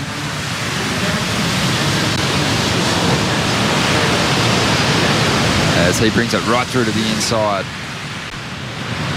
So he has really just relied on chance to get that inside connection. I think he's taken a gamble on some of those outside rides, just hoping they'd eventuate. Wasn't having much luck until now, and that should be one of his better rides. Just on 9.5 minutes to go, and we're excited about what's to come. Kolohe Andino made the final hit last year, and he's coming up in the next heat.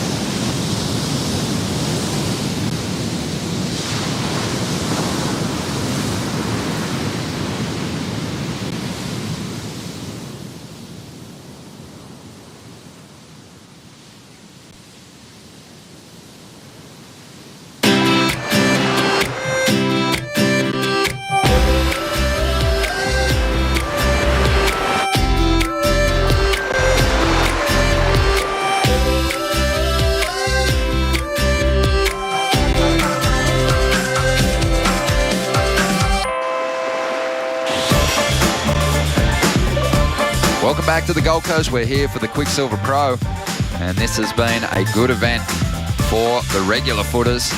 As you can see, 12 wins there. But the Goofies, they're making a comeback. Mick Lowe, he got a victory way back in the day. That big, powerful backhand. Gabriel Medina got the jump on Parkinson just back in 2014, and Matt Wilkinson beat Kaloe Andino in a very close final last year. And during the break, Matt Wilkinson picked off this rod. Little low road, so you think it's going to build as it heads down the line. You can see he put an extra effort in here to see this double up go down the point. And it's going to give him a nice steep wall and actually build as it moves down the line. And that's that Matt Wilkinson we saw to take that win. And he knows that that's a good wave. It's going to add to that 6-point ride that he had earlier and extend his lead.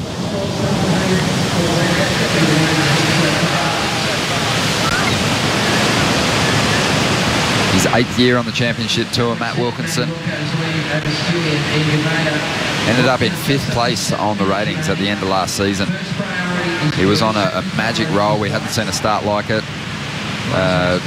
Just because there was a lack of consistency from the other surfers on the championship tour during the opening stages of the year. So after Wilco got to second in Fiji, he was so far out in front. There was a feeling, because there were so many spots on the tour, Pete, where he hadn't been past the 3rd round, that he might stumble at different stages throughout the year. He actually didn't get past the 3rd round after the event in Fiji, and as a result, he dipped to 5th place. But he's building some confidence out here at the moment. Last year's event winner. His last ride came through at a 7.5. He's well out in front now. Stu Kennedy chasing an 8.74. Ian Gavea after a 9.34. Well, you're talking about, as a putting together a world title campaign. You have surfers that are going to have their favorites. I think Wilco's an example where he was able to capitalize in Fiji at a place that generally he'd never been, out of the 3rd round you had mentioned, and gets all the way to the final. Exactly. And John Florence, despite the fact he didn't win this event last year, he got his best result that he's ever had here. And it was a keeper result, a quarterfinal finish. So that's the goal for the surfers, is to continue to improve at each location. But if you want to be in title contention, win the events where you're actually a real threat. And there's a lot of guys that are going to be trying to bank on that. Well, John made the extra effort, showed up here early, was able to get the entire swell that showed up beforehand, and he had a boatload of boards. Paizel showed up here, and they worked on equipment with Ross Williams. I talked to Ross last night at the continuance party for Kelly Slater, and what they were working on, and a lot of it was equipment and just trying to refine some equipment and specific to the spots that they're going to. And I think that's one thing. John would always just get a favorite and then he'd throw it under his feet and ride it in all conditions. And I think now he's trying to really start to dial in that equipment for each venue. Yeah, it's going to be so fun watching just those different stories for each individual, obviously, on the championship tour in 2017, but particularly John. World titles are typically very hard to back up. That's why he's employed a new coach, poached one off the commentary team. Can't believe it. But Ross is definitely a good student of the sport, has a really great demeanor. So I think they obviously known each other growing up on the same piece of coastline together. I'm sure John has a lot of respect for Ross. So I'm sure that relationship works well. Well, 4 minutes remaining in this heat, and we'll check in once again with Strada Wozalewski for a conditions update. Thanks, Ronnie. Yeah, just touching on the scoring and where the meat of the scores are coming from. We heard Richie Porta talking about in those sections, the critical, more vertical sections and doing the maneuvers in them. Well, down here on the end, the shape of the wave here, Little Marley, in this section behind me, seems to be offering up those scoring potentials, those sections. So you can see the wave bowling up on the sandbar here. And as Wilco was just going straight up vertical, just belting it, there's nothing in between, just off the bottom, straight into the lip, as many times as he could when that section arrived. So obviously he could identify it, you can see it, and then the judges obviously seeing it as well. So this is definitely the best part of the wave, even though they're all the way out the back there trying to find that barrel behind the rock. The inside corner here seems to be where all the meat of the scores are coming from. Thank you, Strada. Yeah, there's definitely some steeper wall to work with as you head down the line, especially if you find that connection. 3 minutes remaining in this one. Matt Wilkinson has put together some decent rides. He's just been the one surfer in this heat that has really been able to dig into a couple of major turns. There's been some nice flowing moves from Stu Kennedy, but he needs to really dig in on a couple of those individual moments. Agreed. You know, and I think this is going to be a nice confidence booster for Matt Wilkinson in this round one to, you know, not have to put in, you know, a huge effort. He didn't have to dig deep really here. I mean, he just made some good choices and didn't make any mistakes. And here he is going to take a round one heat win, glide right into round three, and with a lot of confidence. Well, that's the beauty too for Wilco of getting himself to the top end of the ratings and staying there at the end of the season, because he has a great seed, and even though there's no easy heats on the championship tour, there's easier heats, and Matt Wilkinson was the favourite going into this one, and he's delivered. He has, you know, and again, I like his variety that he carries. You know, I think he's worked on that. I think Glenn Hall has noticed that, hey, we got to bring you a bit of variety, and especially on the back end, it could be easy to kind of do that same stock standard backhand tail drift, but he's been able to mix it with the carves, and it's shown in his scoring. Stock standard. Well, you know what I mean. It's easy to get that kind of one turn that you're so addicted to that you know you can do every time.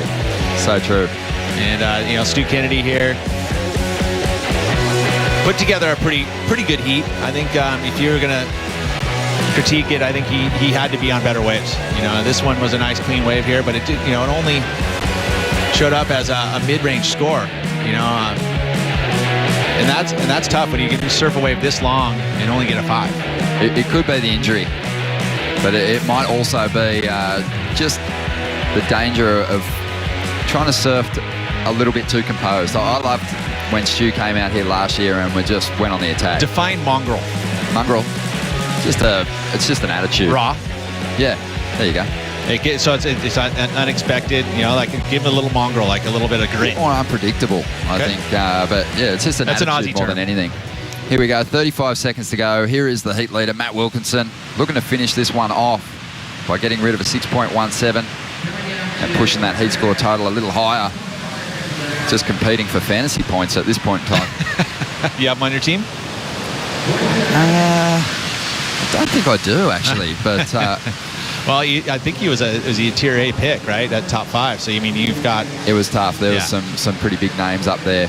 And the big thing for Matt Wilkinson fans is the interesting thing is going to be seeing how he responds to his great performance here last year. I think he'll be really psyched, but there's going to be an added pressure. Defending champ, he's handled it very well in this first heat.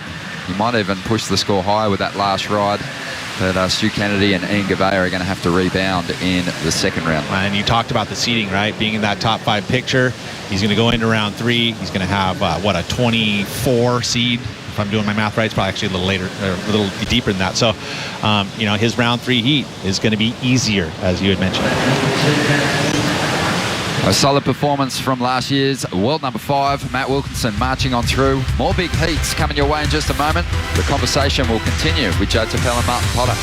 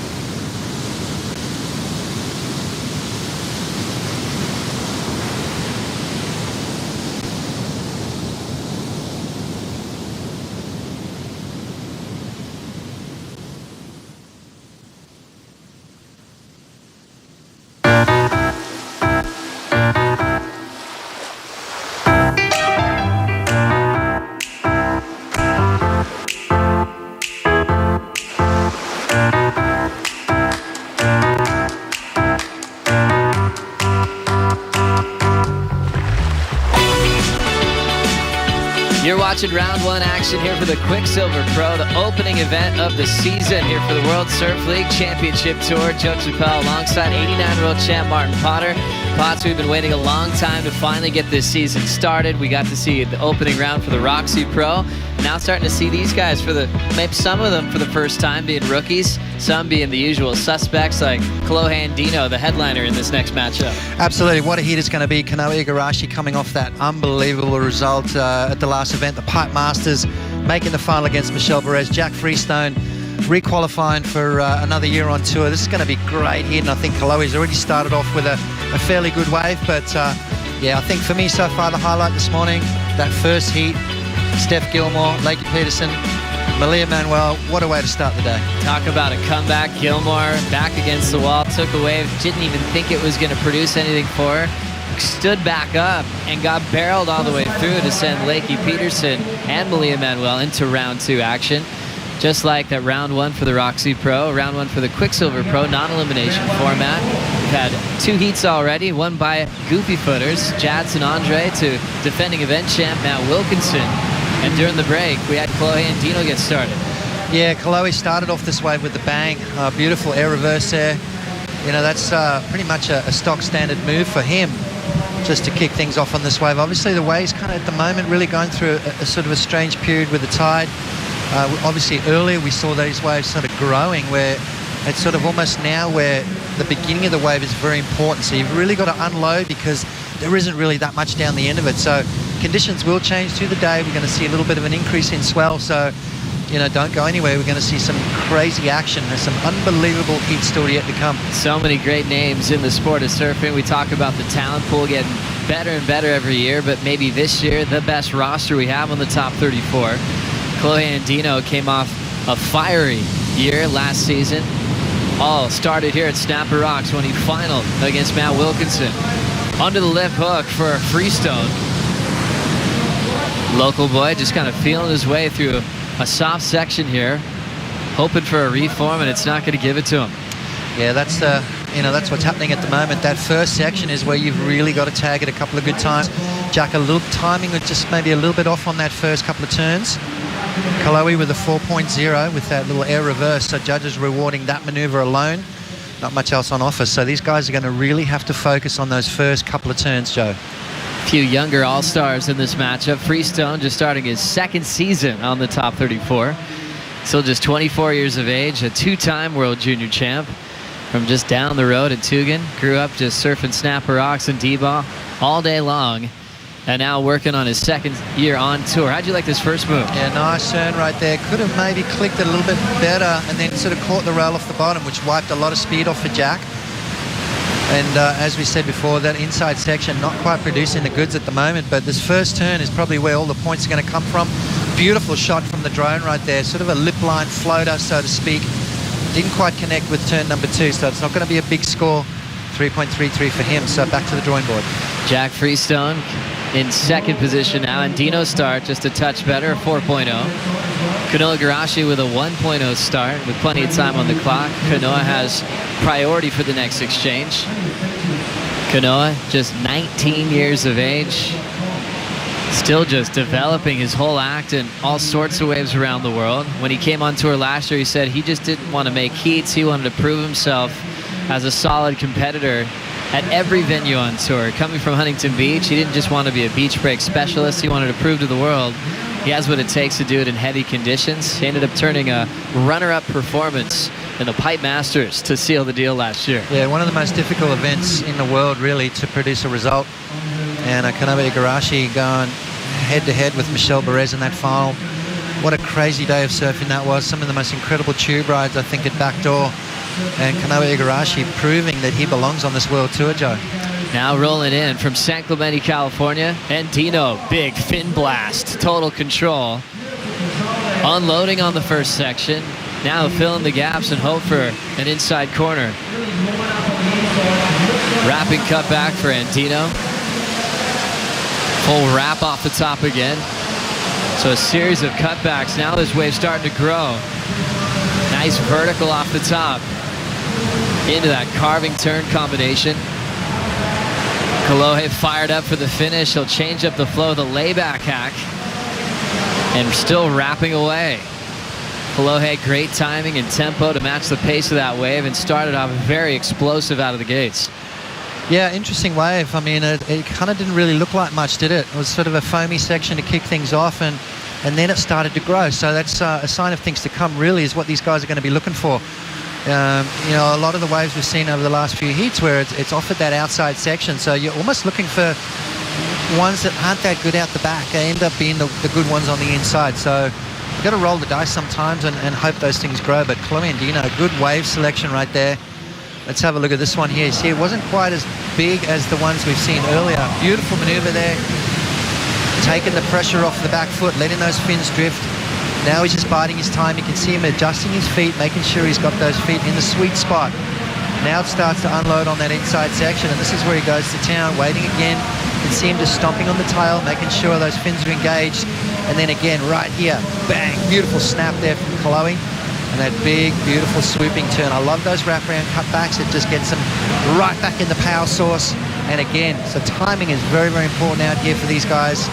You don't want to rush it. You've got to let that wave stand up and then react. Kolohe really grew up on tour. As a rookie, he was a lot lighter, a lot smaller, then came up a huge run last season, finishing 4th in the world on the Jeep leaderboard.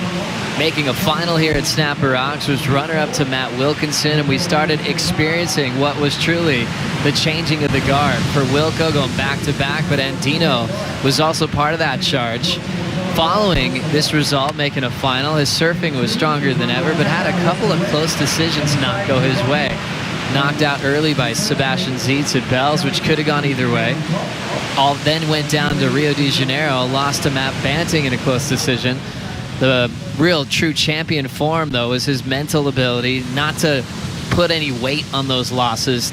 He moved on and ended up turning a top 5 finish for the first time in his career. Yeah, if you go back a couple of years to J-Bay, where, you know, that heat that he lost against Kelly, where he punched his board, you know, letting that frustration out, he's changed since then, hasn't he? He's grown up. He's, you know, as you said, he was a skinny little kid when he's on tour. Now he's grown into this big, strong man, and his surfing's following. His headspace is better. He's structuring heats better.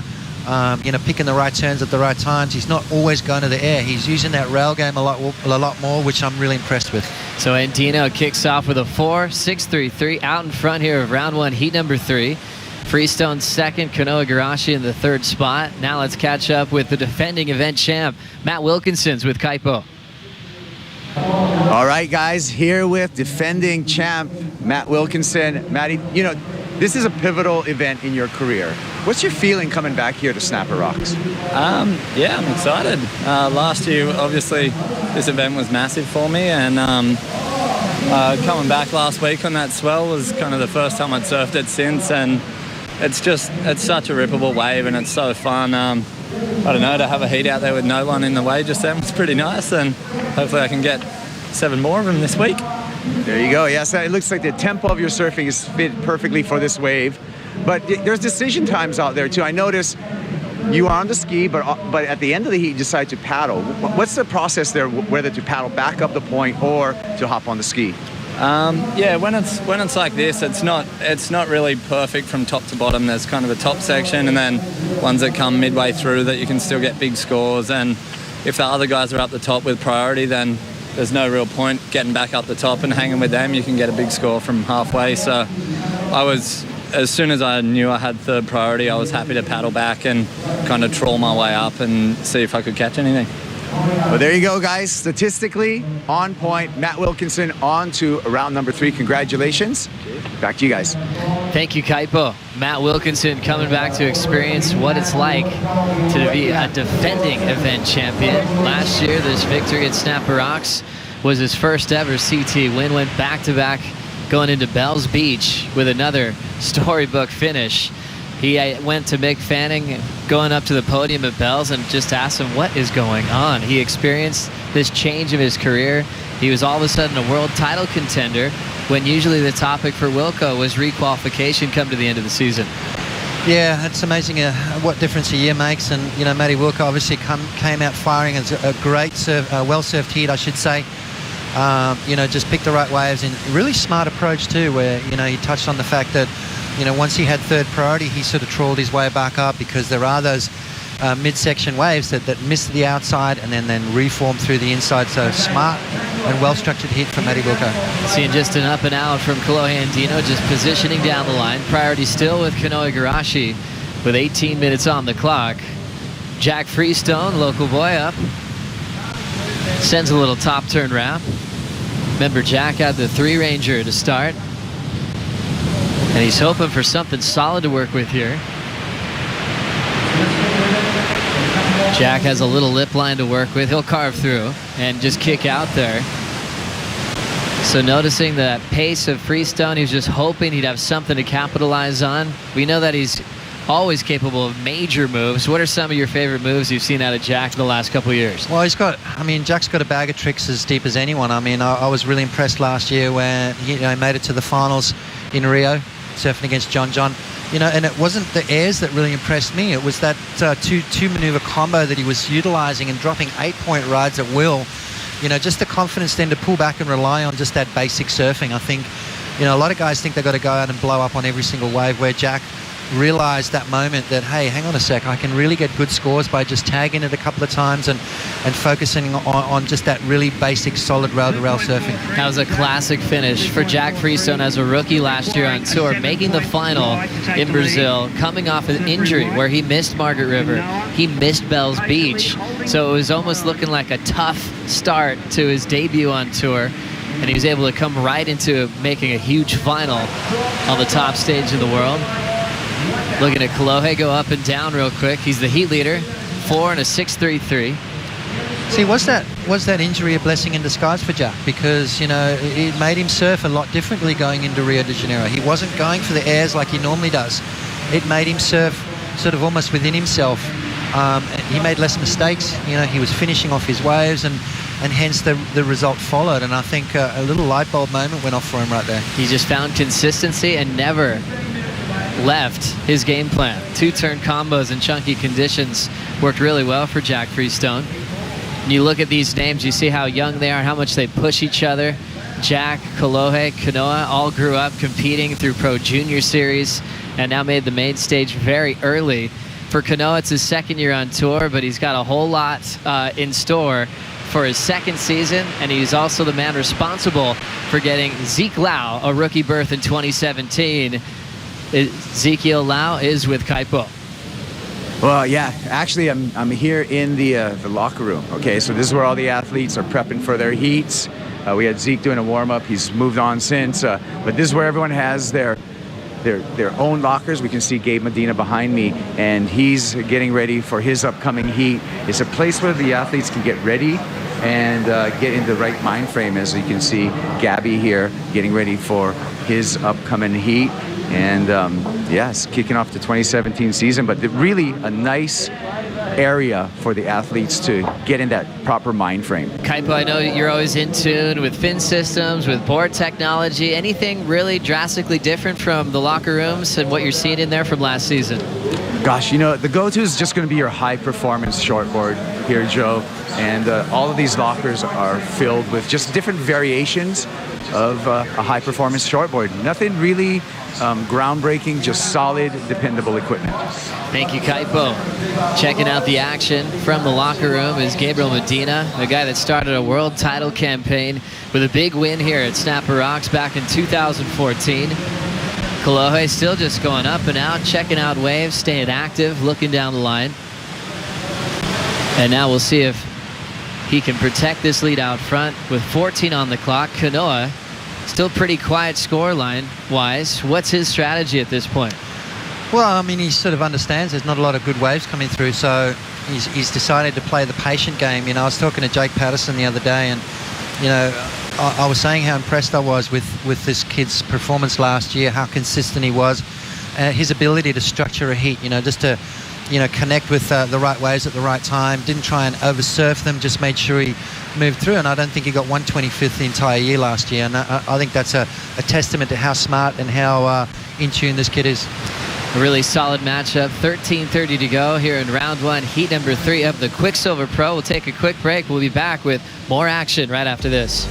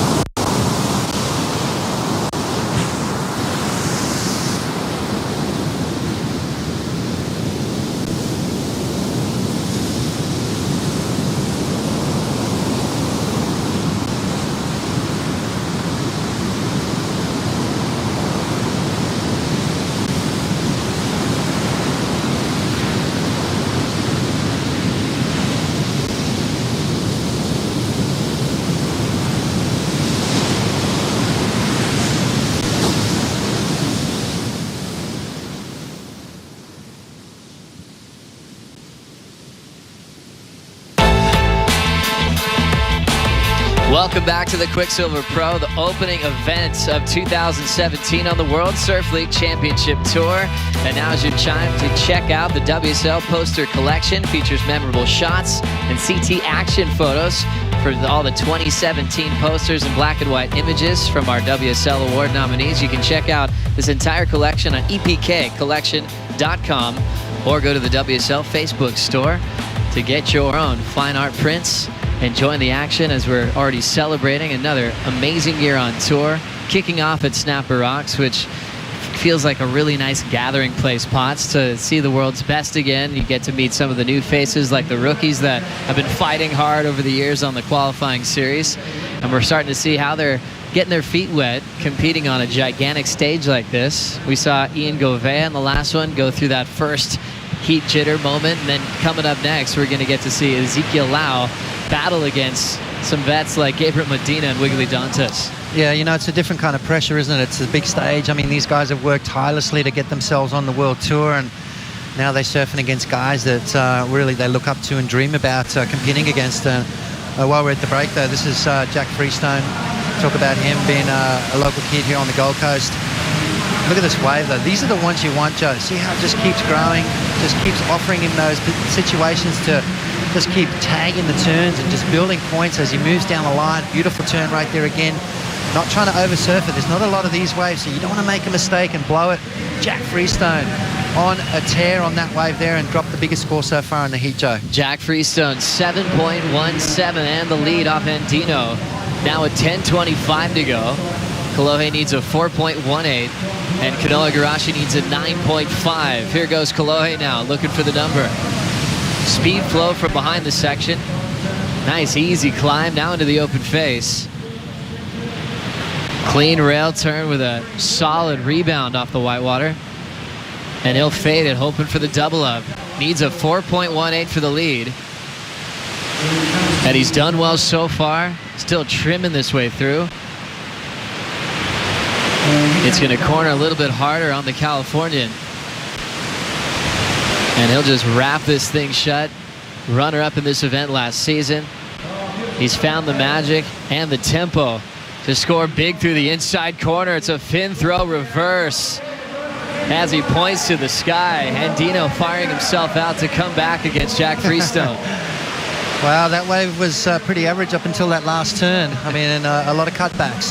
The judges don't really reward those cutbacks unless it sort of fits into something special right after. But Kolohe and Dino just really biding his time on that, realizing there was an inside section that was going to offer something special, just looking to improve on a 4, only needing a 4.18. So Kolohe and Dino, let's have a look at this wave right here. A little bit of white water, nice little foam climb right there, just waiting for it to stand up. This cutback here could easily have lost it. Beautiful tail snap right off the white water. So far the maneuver of the wave, and this is where it just kind of went a little fat. And Kolohe just got to bide his time, which he does. Very patient, which is something that is new for Kolohe this last couple of years. He showed that maturity, that patience, that ability to not give up and not get frustrated. A couple of years ago he would have kicked out of this wave and probably not got the score, but look at him just waiting for it. Now he steps on the tail, and right here, bang, little air reverse right there. Says, yep, that's what I was waiting for. Kolohe and Dino looking for a 4.18 to get that lead back. As he does that beautiful air reverse, looks back, and says, yep, I made that.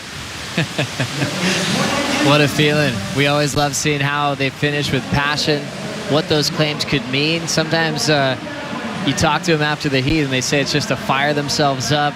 Sometimes it has more meaning than that. You see Andino, anytime he finishes a wave, he kicks out like he had something to prove on every single section. That last score is enough to get the lead off Freestone with a 5.0. Jack down to second. Kanoa now comboed for the win, as he's been very quiet. Still a 7:40 remaining as we're anticipating fireworks coming up next. Former event champ, former world champ, Gabriel Medina taking on Wiggly Dantas and Ezekiel Lau. That is going to be an absolute cracker. Wiggly Dantas, one of the most powerful backhand surfers on tour. Gabriel Medina, former world champion. He's pretty much won everything. And look at this out the back. Pulling right into the barrel. Kolohe Andino gets spit out. Crab rail down carve to celebrate the vision.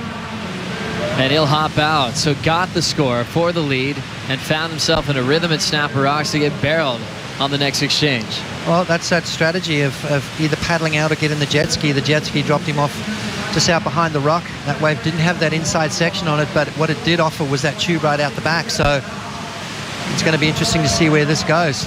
Now Kanoa Igarashi throws that one away off the top. He's been the one surfer not getting a major score at this point. Now he's down to 6:30 to go. As we take another look at Kolohe's barrel here, Potts. Yeah, that one just snuck underneath both Kanoa and Jack. Kolohe, beautiful tube ride into a little slashing turn. Not much on the inside, so kicks out of that. Looking to replace a 5. Doesn't quite do it though, Joe, just a 4.50. That's right, 4.5. So even though he got barreled, which gets us all excited, judges like the overall performance from his wave previous. As we check out Andino's Instagram feed, doing the early morning rock dance. He's been here for a bit now, so he's well warmed up. Got here nice and early on his Instagram. You can follow him at Kolohe Andino 22. 22 is his WSL jersey number. Got that number from the pitcher for the LA Dodgers, the baseball team in California, Clayton Kershaw, which is his favorite. Big Dodger fan, loves all the LA sports teams. Oftentimes when Kolohe's at home and there's a big sporting event going on, he'll pick up all the grommets in the area in San Clemente, all the superstars that are coming up to be probably sitting at Snapper Rocks one day competing. Kolohe's truck's full, takes him to the game, drops him off at home, and picks him up for the early the next morning. Wow.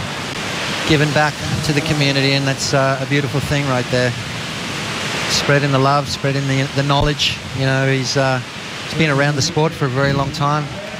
He's still young, but it feels like he's a veteran of the tour. And I love the fact that, you know, San Clemente's such a tight-knit community, isn't it? Even back in the day when I was on tour, the kids all stuck together, all surfed together, hung together.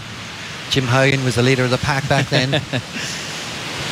So good to see how it's transitioned to many more generations. Gabriel Medina, also a surfer, giving back to his community, developing his own twist on the high-performance centers that he's brought to Brazil. A world champion surfer, the first ever from Brazil. He'll be taking on Wiggly Dantes and Hawaii's Ezekiel Lau in this next matchup. What do you think we're going to see from him today, Joe? A huge performance. I think that's what you always expect from Medina. He never gives you the same kind of repeat heat. If he has a formula, it never looks like it. Looks like he's always freestyling, showcasing new maneuvers. And I think he's coming back with a whole new headspace after what happened last season. Still, after his world title year, Potts, he's been in the world title talk every single year. This one, he's going to be even more fired up to accomplish. Absolutely right. Number 3 in the world last year, but, you know, at the WSL Awards, he was in the running for Maneuver of the Year. He was in the running for the Heat of the Year. I mean, the kid's just a highlight reel every single day. So great heat coming up next. Still 340 in this one. Freestone, the local boy, has priority. Has that solid 7.17. Still needs a 4.16 to take the lead off Andino. With this set pouring through, no one in position to strike. Kanoa still comboed with 325, so he's thinking he's got to make a move very soon. Let's see how Andino has his lead. Last year's runner-up at the Quicksilver Pro was matched his best result ever on his career in the championship tour. Got his feet wet with a 4, then built to a 6.33. Yeah, how good is Snapper Rocks? I mean, you take off on a wave that doesn't really look like much, which is what happened on this occasion. And Kolohe Andino, when you talk about spend a bit of time here, this pays off. I mean, to identify the waves that grow down the line, those are the keepers, those are the big scores. Kolohe Andino opened up on this one with a 6.33. Great surfing from him. I like the fact that he's you know, not going to the... I love the rail game from Kolohe. He's getting bigger and stronger. Jack Freestone answered back though, Joe. Jack had a fine flow, great wave selection, didn't have to overdo it, and just stuck to the pocket and the rail game. 7.17 got the local boy in the lead, and he's still looking for a backup score, Potts. Yeah, just a 4.16 required from Jack Freestone. It's kind of a 2-horse race at the moment. Kanoa Igarashi being very, very quiet. In a gentle combo though, 11.34.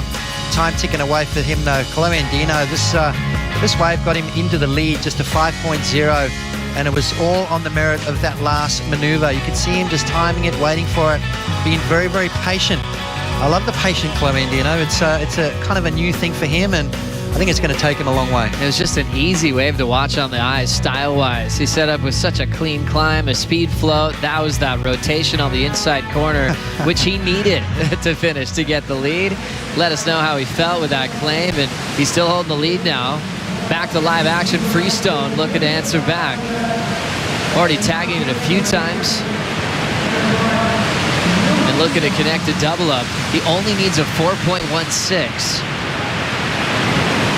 As he'll fade this inside corner and get out of there. And we'll see if he did enough out the back to get the lead as Andino repositions.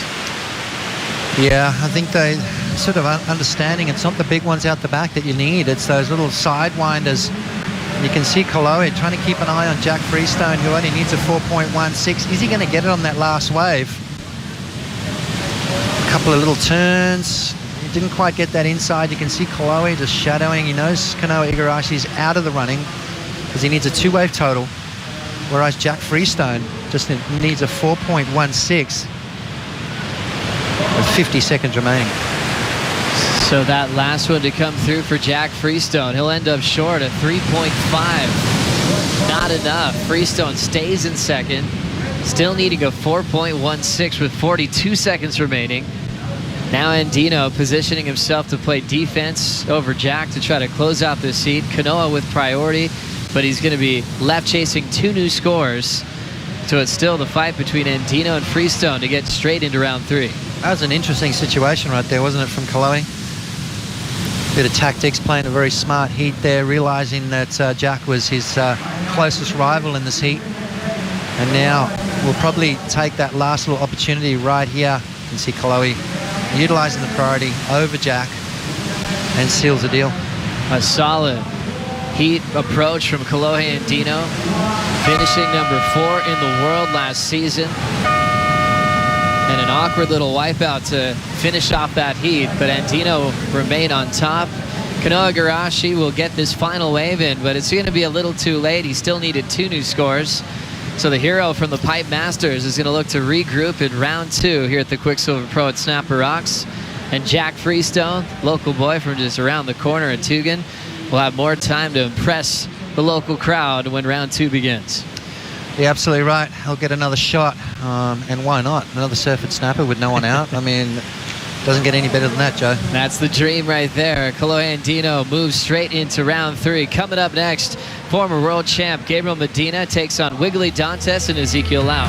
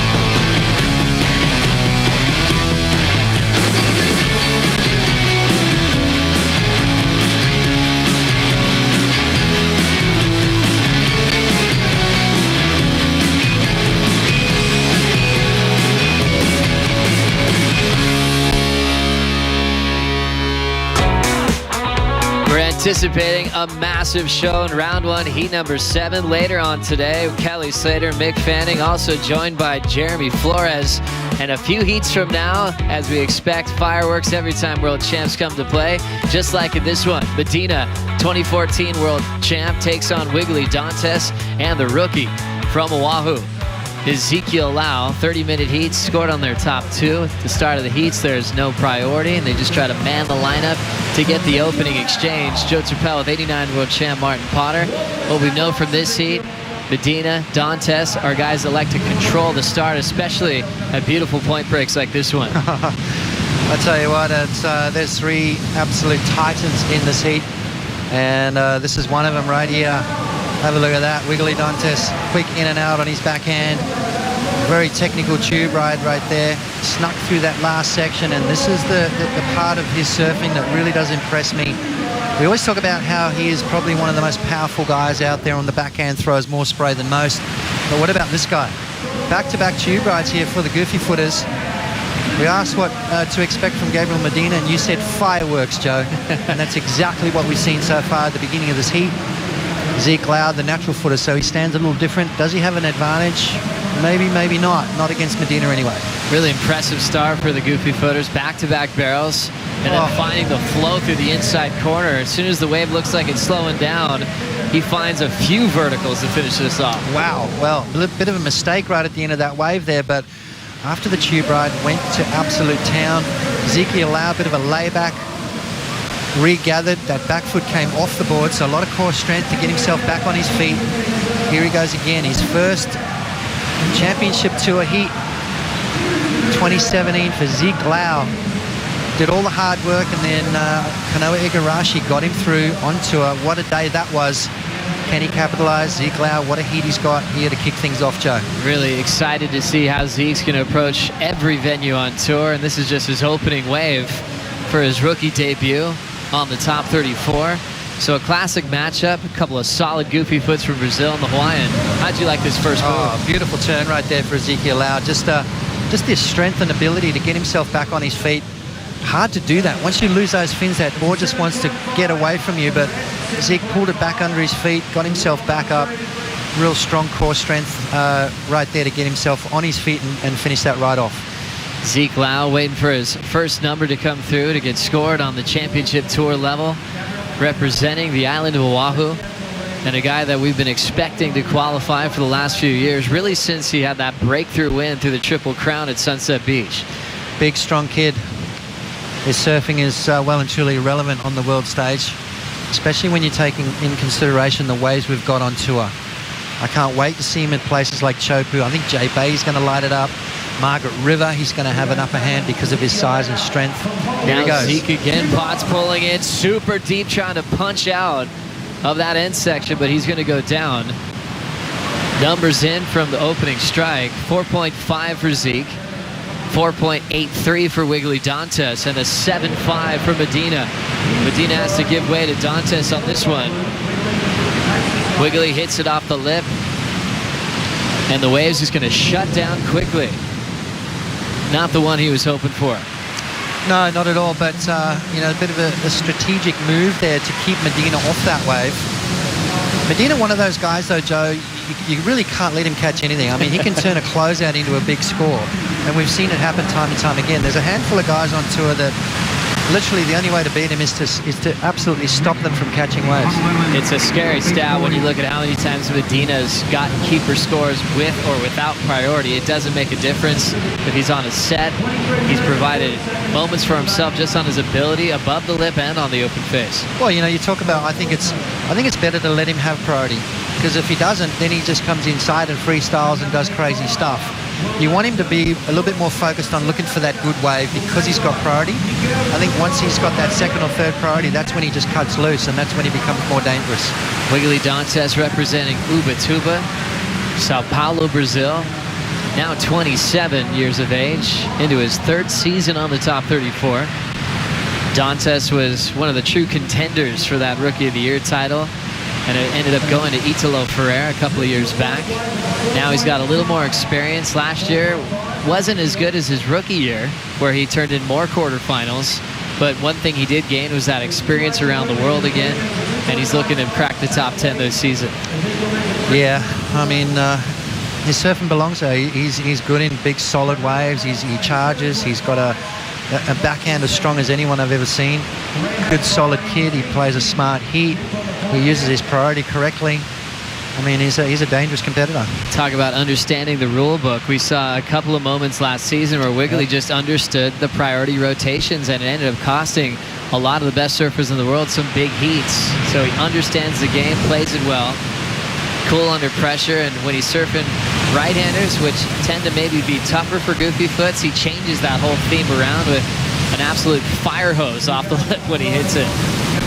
Now having a look and squaring up for the barrel, Medina changes gears for a lofty rotation above the lip and almost coming down with another groundbreaking flip rotation. Yeah, I think Medina in two minds right there. He was looking for the tube, had to rethink it, went for a bit of a backside alley-oop, and kind of landed a little awkward, Joe. That front foot stayed on the board, the back foot came off. Now pulling in by the rock is Ezekiel Lau. Stylish, powerful down carve to finish. He might hang in there for a little bit if he gets the reform. Zeke's opener 4.5. And he'll carve his way through. A little open face now, starting to open up for the Hawaiian. Now looking to fade this little double up inside corner. Zeke's in there. It's about down to 1 foot on the face, but he still has a lot of speed to burn. Ditches the fins into a reverse. So Zeke committing the distance on that last one, looking for a 4.41 for the lead. Big, strong kid, but he's very agile, and when it comes to small waves, he's got those little air reverses just like everyone else. Can't wait to watch this year unfold for Zeke Lau. It's going to be so exciting. Nice little tube ride to kick things off, so he's going to drop that 1.23 as he's back up. He's going to improve his situation. He's only looking for a 4.41. Let's have a look. Perfect positioning right there. Joe, you and I'd be pretty happy with that. Into that beautiful swooping cutback. Just laying that board on the rail. We talk about the power that this kid possesses. And now he's got to show some patience, waiting for that wave to build up through the inside section. A couple of nice transition maneuvers right there. Biding his time. Why? Because he understands it's going to be a little inside section where he could capitalize and add a couple more points to this ride, which is what he's doing. He's keeping that board moving rail to rail. And then right here, bang, throws a tail out. Nothing too high, nothing too crazy, but it's going to get him that 2-wave total, and he's right back in the mix. Interesting how the barrels really come to play for all three surfers in this matchup. Richie Porter, head judge, making it clear that it's got to be a significant barrel ride to get a huge number. We saw Zeke nice and deep on that one, but he knew he wanted to finish strong on the inside to really make it count. 4.5 on his start. Really needed another number like that to move into the lead off Gabriel Medina. Wiggly Dantes holds priority, and he's also looking for a 4-ranger. You know what, Joe? I think he's looking for something up into that 7-point range, really is what he leads. Gabriel Medina looking for the barrel, deciding not to, and then goes for that big backside alley-oop and lands really, really awkward. You can see right here, stalls, I know, he's not going to offer the tube, lands kind of awkwardly. That front foot stayed on, the back foot came off. Let's have a look at the slow-mo right here. Connects perfectly, double grab, flies through there. You see that back foot just slides off the back rail and then lands really awkwardly. My knee would have snapped in half if I had done that, but these guys are super loose. They do a lot of stretching, a lot of yoga, a lot of strength work, and if he hadn't have, well, it could have been an injury right there. Well, that's why everyone wants to watch Gabriel Medina surf heats. He's never methodically sticking to a game plan. He could give you a game-changing maneuver, even in round one. This is Dantes. He's got a good section to work with. He'll drill that first one. Smooth off the bottom, nice and powerful through the white water. And now just set up work through the flats. He's out of there. Score came in previously for Zeke, the one he got barreled on and finished with the reverse of 5.4. Just getting the lead off Medina. Medina to second. Wiggly needs a 5.08 to skip straight to round 3. Well, we're going to see a seesaw battle here. I've got a funny feeling in the next 24.5 minutes we're going to see the lead change a bunch of times until these guys establish some good rides. Medina with a 7.5, and that's kind of the sort of the yardstick, so to speak. That's what Zeke Lau and Wiggly Dantes is kind of looking for. They need something in that range, because once Medina drops another good score, these guys are going to need something in that 8+ range. What an exciting heat, and this just goes back to the topic of being maybe the most exciting season on the top 34. Knowing that John Florence is a defending world champ, but Medina came close to rerouting that in the back end of the year. And the waves are showing up, waves are spinning behind the rock pots. It's an exciting day for pro surfing. Oh, I love it. That's what these guys look forward to. I mean, on any given day, this place has got around about 300 to 500 guys in the water. Very hard to get your own wave out here, very hard to warm up. So once these guys get themselves in these situations with 2 or 3 guys in the water, it is an absolute dream come true. So Medina needing a 2.4.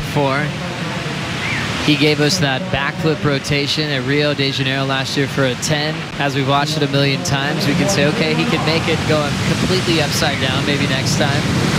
So that off-axis backflip was insane to watch. He had crazy finishes at Cloud Break, going for huge alley-oops after getting barreled on a venue that wasn't really deemed as an air section wave on the inside corner because the reef can go dry.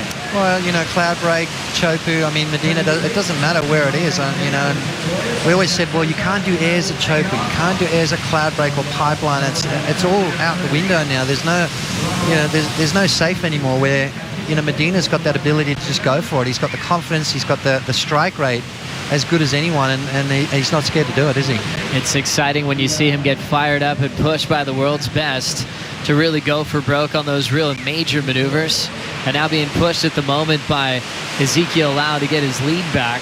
And we remember, Potts, this was the venue that changed everything for him. I remember the look on Medina's face when he beat Parco on his home court. Yep. He actually was still gaining his world title kind of confidence. He almost looked shocked that he did the impossible and took out the local favorite. Well, he had a tough run, didn't he? Taj, Mick, and then Joel in the finals. And Joel was behind the rock getting those really long barrels. Medina was a little bit further down. He was getting those growers, just unleashing massive backside snaps. And for him to walk away with a win that day was truly groundbreaking stuff. And since then, it was the year following 2015 for Medina where we started going into what happens after you win a world title, where sometimes it's your worst year on tour, like in your case. Thanks for bringing that up. Oh, well, I mean, it was just the topic unfolding. And then Medina brought it back around at J-Bay, yep. And he finished, you know, in that top 5 picture and almost won another world title. Number 20 going into Jeffreys Bay, right? And then turned his year around and found himself in a world title race going into Pipeline. I mean, that's unbelievable stuff for Gabriel Medina. That's the kind of guy you're up against. I mean, it's hard to beat him. Medina now with priority, looking just for a 2.4 for the lead. Big section, hammers it. Now hard off the bottom, drills it again.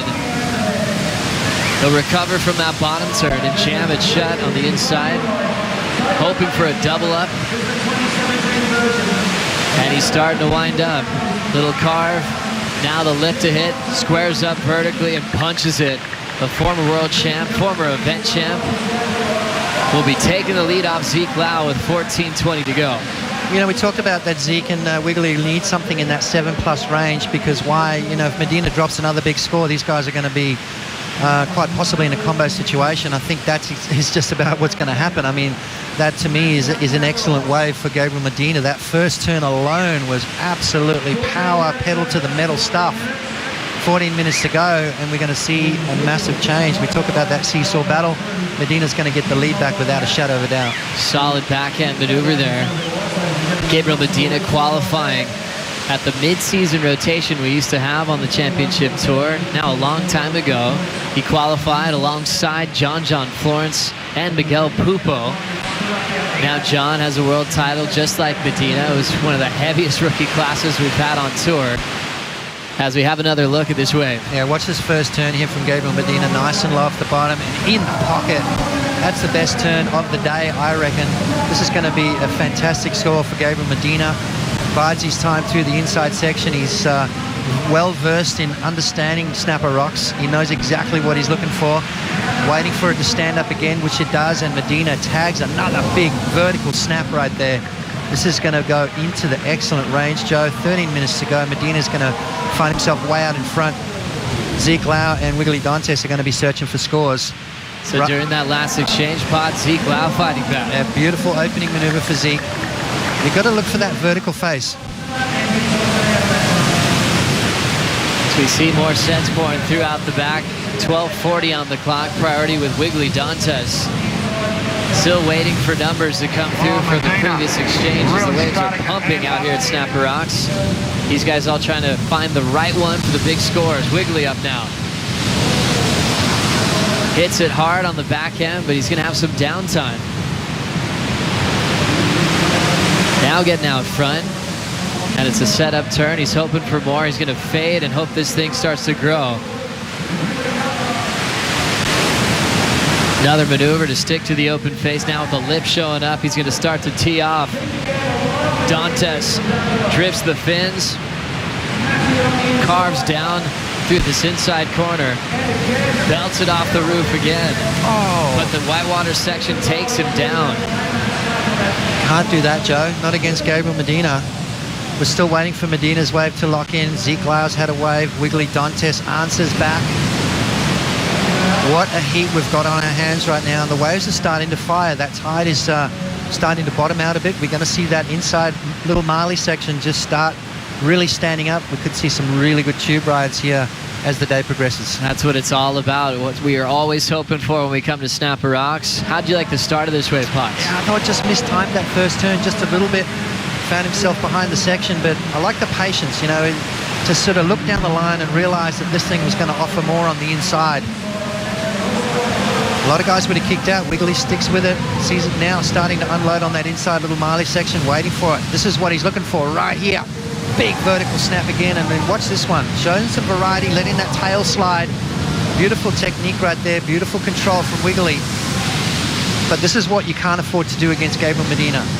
Right there, you can't afford to make mistakes. You've got to finish those rides off. It's not going to sit well with the judges after doing all the hard work and then falling down at the end. So you've got to capitalize on those situations. There's not a lot of good waves out there like that one that Wiggly just got. That could hurt his scoring potential. A tough one to finish off on. Snapper Rocks gives you so much time to expose your style, expose your form, and what you've been doing in the off-season. Wiggly Dantes has such a solid stance. It's so rare to see him fall off a big backside maneuver.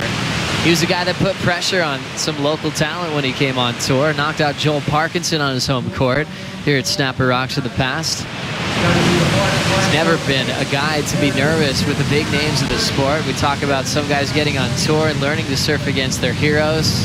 Dantes didn't have a problem with that. Spent a long time on the QS. He was ready for this moment. But now he's going to be searching for some big numbers. Last of Medina. Coming in at a 7.83, 7.5 start. Zeke needs a 9.93, and Wiggly needs 2 new waves. Well, you see the judges breakdown. 8.5, 2.8, a 7.3, and a 7.5. You've got the high and the low, and a 7.83. Nice score there for Gabriel Medina. Puts him out in front, and well, Zeke Lau needing a huge score and Wiggly in a combo, so we sort of knew that was going to happen. That's right. We'll find out if Wiggly Dantes did enough to break that combination right after this quick break.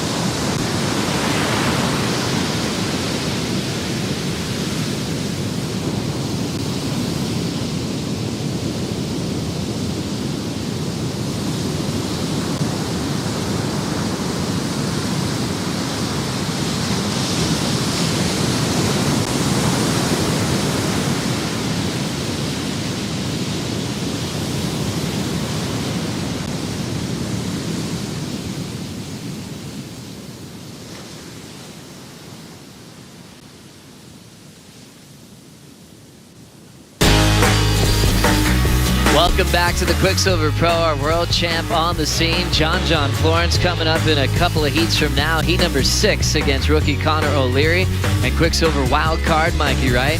Talking heat strategy with a very familiar face. Our former commentator, Ross Williams, he'll be joining us here and there throughout the season from the same island of Oahu as John Florence. They spent a lot of time surfing together. Now it's all about strategy to back up that world title here in 2017. So we'll see that big debut for the world title race coming up in a couple of heats from now to see if he's got some new weapons for us this season, Ponce. Yeah, absolutely. You know, we got a little bit of an insight from Ross on the opening day morning show about what they're kind of working on. But it's going to be interesting to see how John comes out and fires. Can he get any better? I mean, it's the performances he put on last year were, you know, just jaw-dropping stuff, and for him to better that's going to be interesting to see. So a fun one to look forward to as we have more and more world champions, it seems, on tour. John with Medina, with 11 world titles from Kelly, 3 from Mick. Parco still in the running as we're coming down the line with Zeke Lau. Powerful top turn hook. He's on the comeback trail, trying to break down a 993. Styles his way through another big hook on the open face. And now Zeke setting up the final part of this wave. It's going a bit off speed, starting to get a little bit full. But Zeke knows it can stand up at a moment's notice. And now throwing the tail into reverse. He's not going to pull that one off. Yeah, Zeke looking for a 9.93. I think just really needs 2 more waves, Joe. 6 minutes to go, so he's got time to do it. That's first couple of turns were amazing from Zeke Lau. I think that's going to probably be his best wave so far. A 5.4 and a 4.5 is his 2 scoring rides. He needs something up into that 7+ range, you know, and then it'll break that down to just needing another mid-range 7. So if you think of it that way, instead of looking for that 9, it's an easier sort of mathematical equation. So we'll see if Zeke can make a comeback with that last wave. First, we'll hear from Kolohe Dino with Kaipo. Yeah, thanks, guys. Kolohe, runner-up last year coming into this event. Is that giving you some confidence? You know, obviously the surfing's on point, but mentally, does that give you some confidence? Yeah, you know, last year was a really good year for me, so just trying to keep that rhythm and momentum that I had towards the tail end of last year. And yeah, you know, I feel like this wave suits my surfing, but I only had one good result here. So it's a difficult wave to compete for sure. But yeah, I don't know, I was really nervous. I was like, I watched the women's yesterday, and Courtney was like, yeah, I had my first heat of the year jitters, and I was like, oh my gosh, like I'm gonna have those. I forgot about those. So yeah, I was super nervous, but I was so stoked to win a round 1 heat. I've never won a round 1 heat here, so it's cool. Good feelings there. You know, sometimes surfing is offense, sometimes it's defense. I noticed not taking any chances at the end of that heat, kind of moving down the point to get a little close to Jack. Yeah, I mean, Jack and I are good friends, but you know, those 30 minutes were enemies. So yeah, I just want to do everything I can, you know, surf and play it smart. I already gave him his 7. He was on 3rd priority, so yeah, I don't want to give him a 4 because he could do that on any wave because he's a freak. So definitely just riding the wave down. I like it. You can only give him 1 7 per heat, and that's it. After that, you draw the line. Great surfing, Kolohe. Congratulations. We'll see you in round 3. Yeah, thank you. Back to you guys. Thank you, Kaipo. Kolohe Dino happy to get his first round 1 win here at Snapper Rocks in his career. Last year he made the final, but he had to deal with round 2, and he knew he had a local favorite in Jack Freestone to deal with, so he had a smart game plan, and he's moving on through. He talked about the first heat jitters. Potts, is that ever going to go away, or something that's going to happen every season? Yeah, I think it's something that's going to happen every season. You know, you've had a few months off, you've worked on a bunch of stuff, and then all of a sudden it's around the corner and you've got to produce it. You know, once you catch that first wave, though, you know, you feel good. You know, and then it's all of a sudden you just go back to basics, and you know, everything comes naturally. But yeah, absolutely, when you're paddling out, a lot of guys turn those jitters into positive energy, though. You know, if you don't get those butterflies in your stomach, there's something wrong.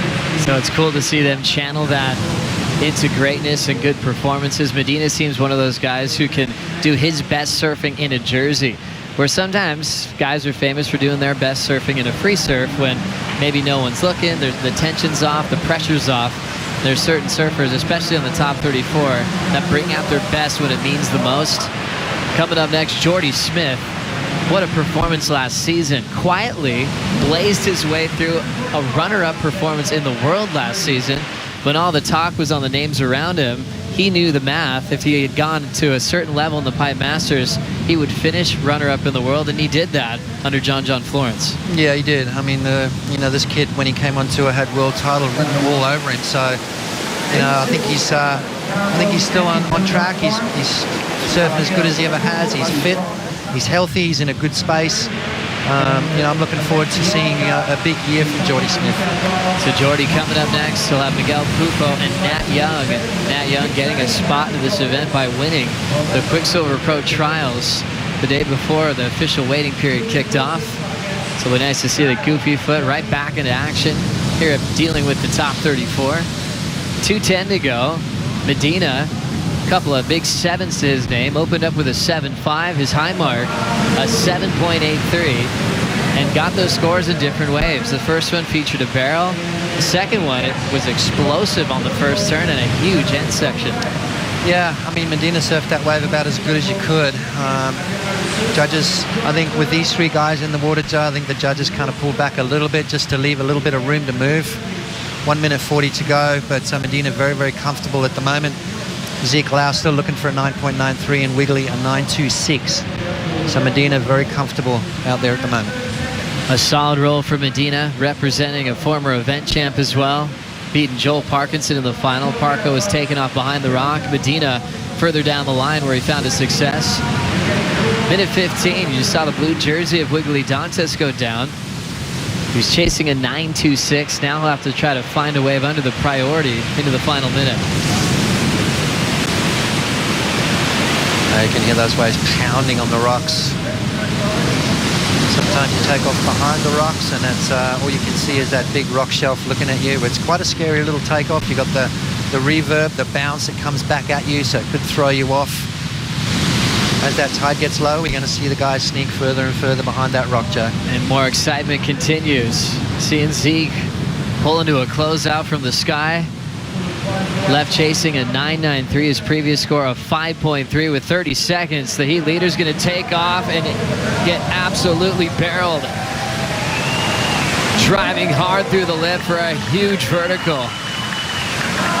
Nails it right in the money part of the wave and starting to carve his way through. A victory lap for Gabriel Medina.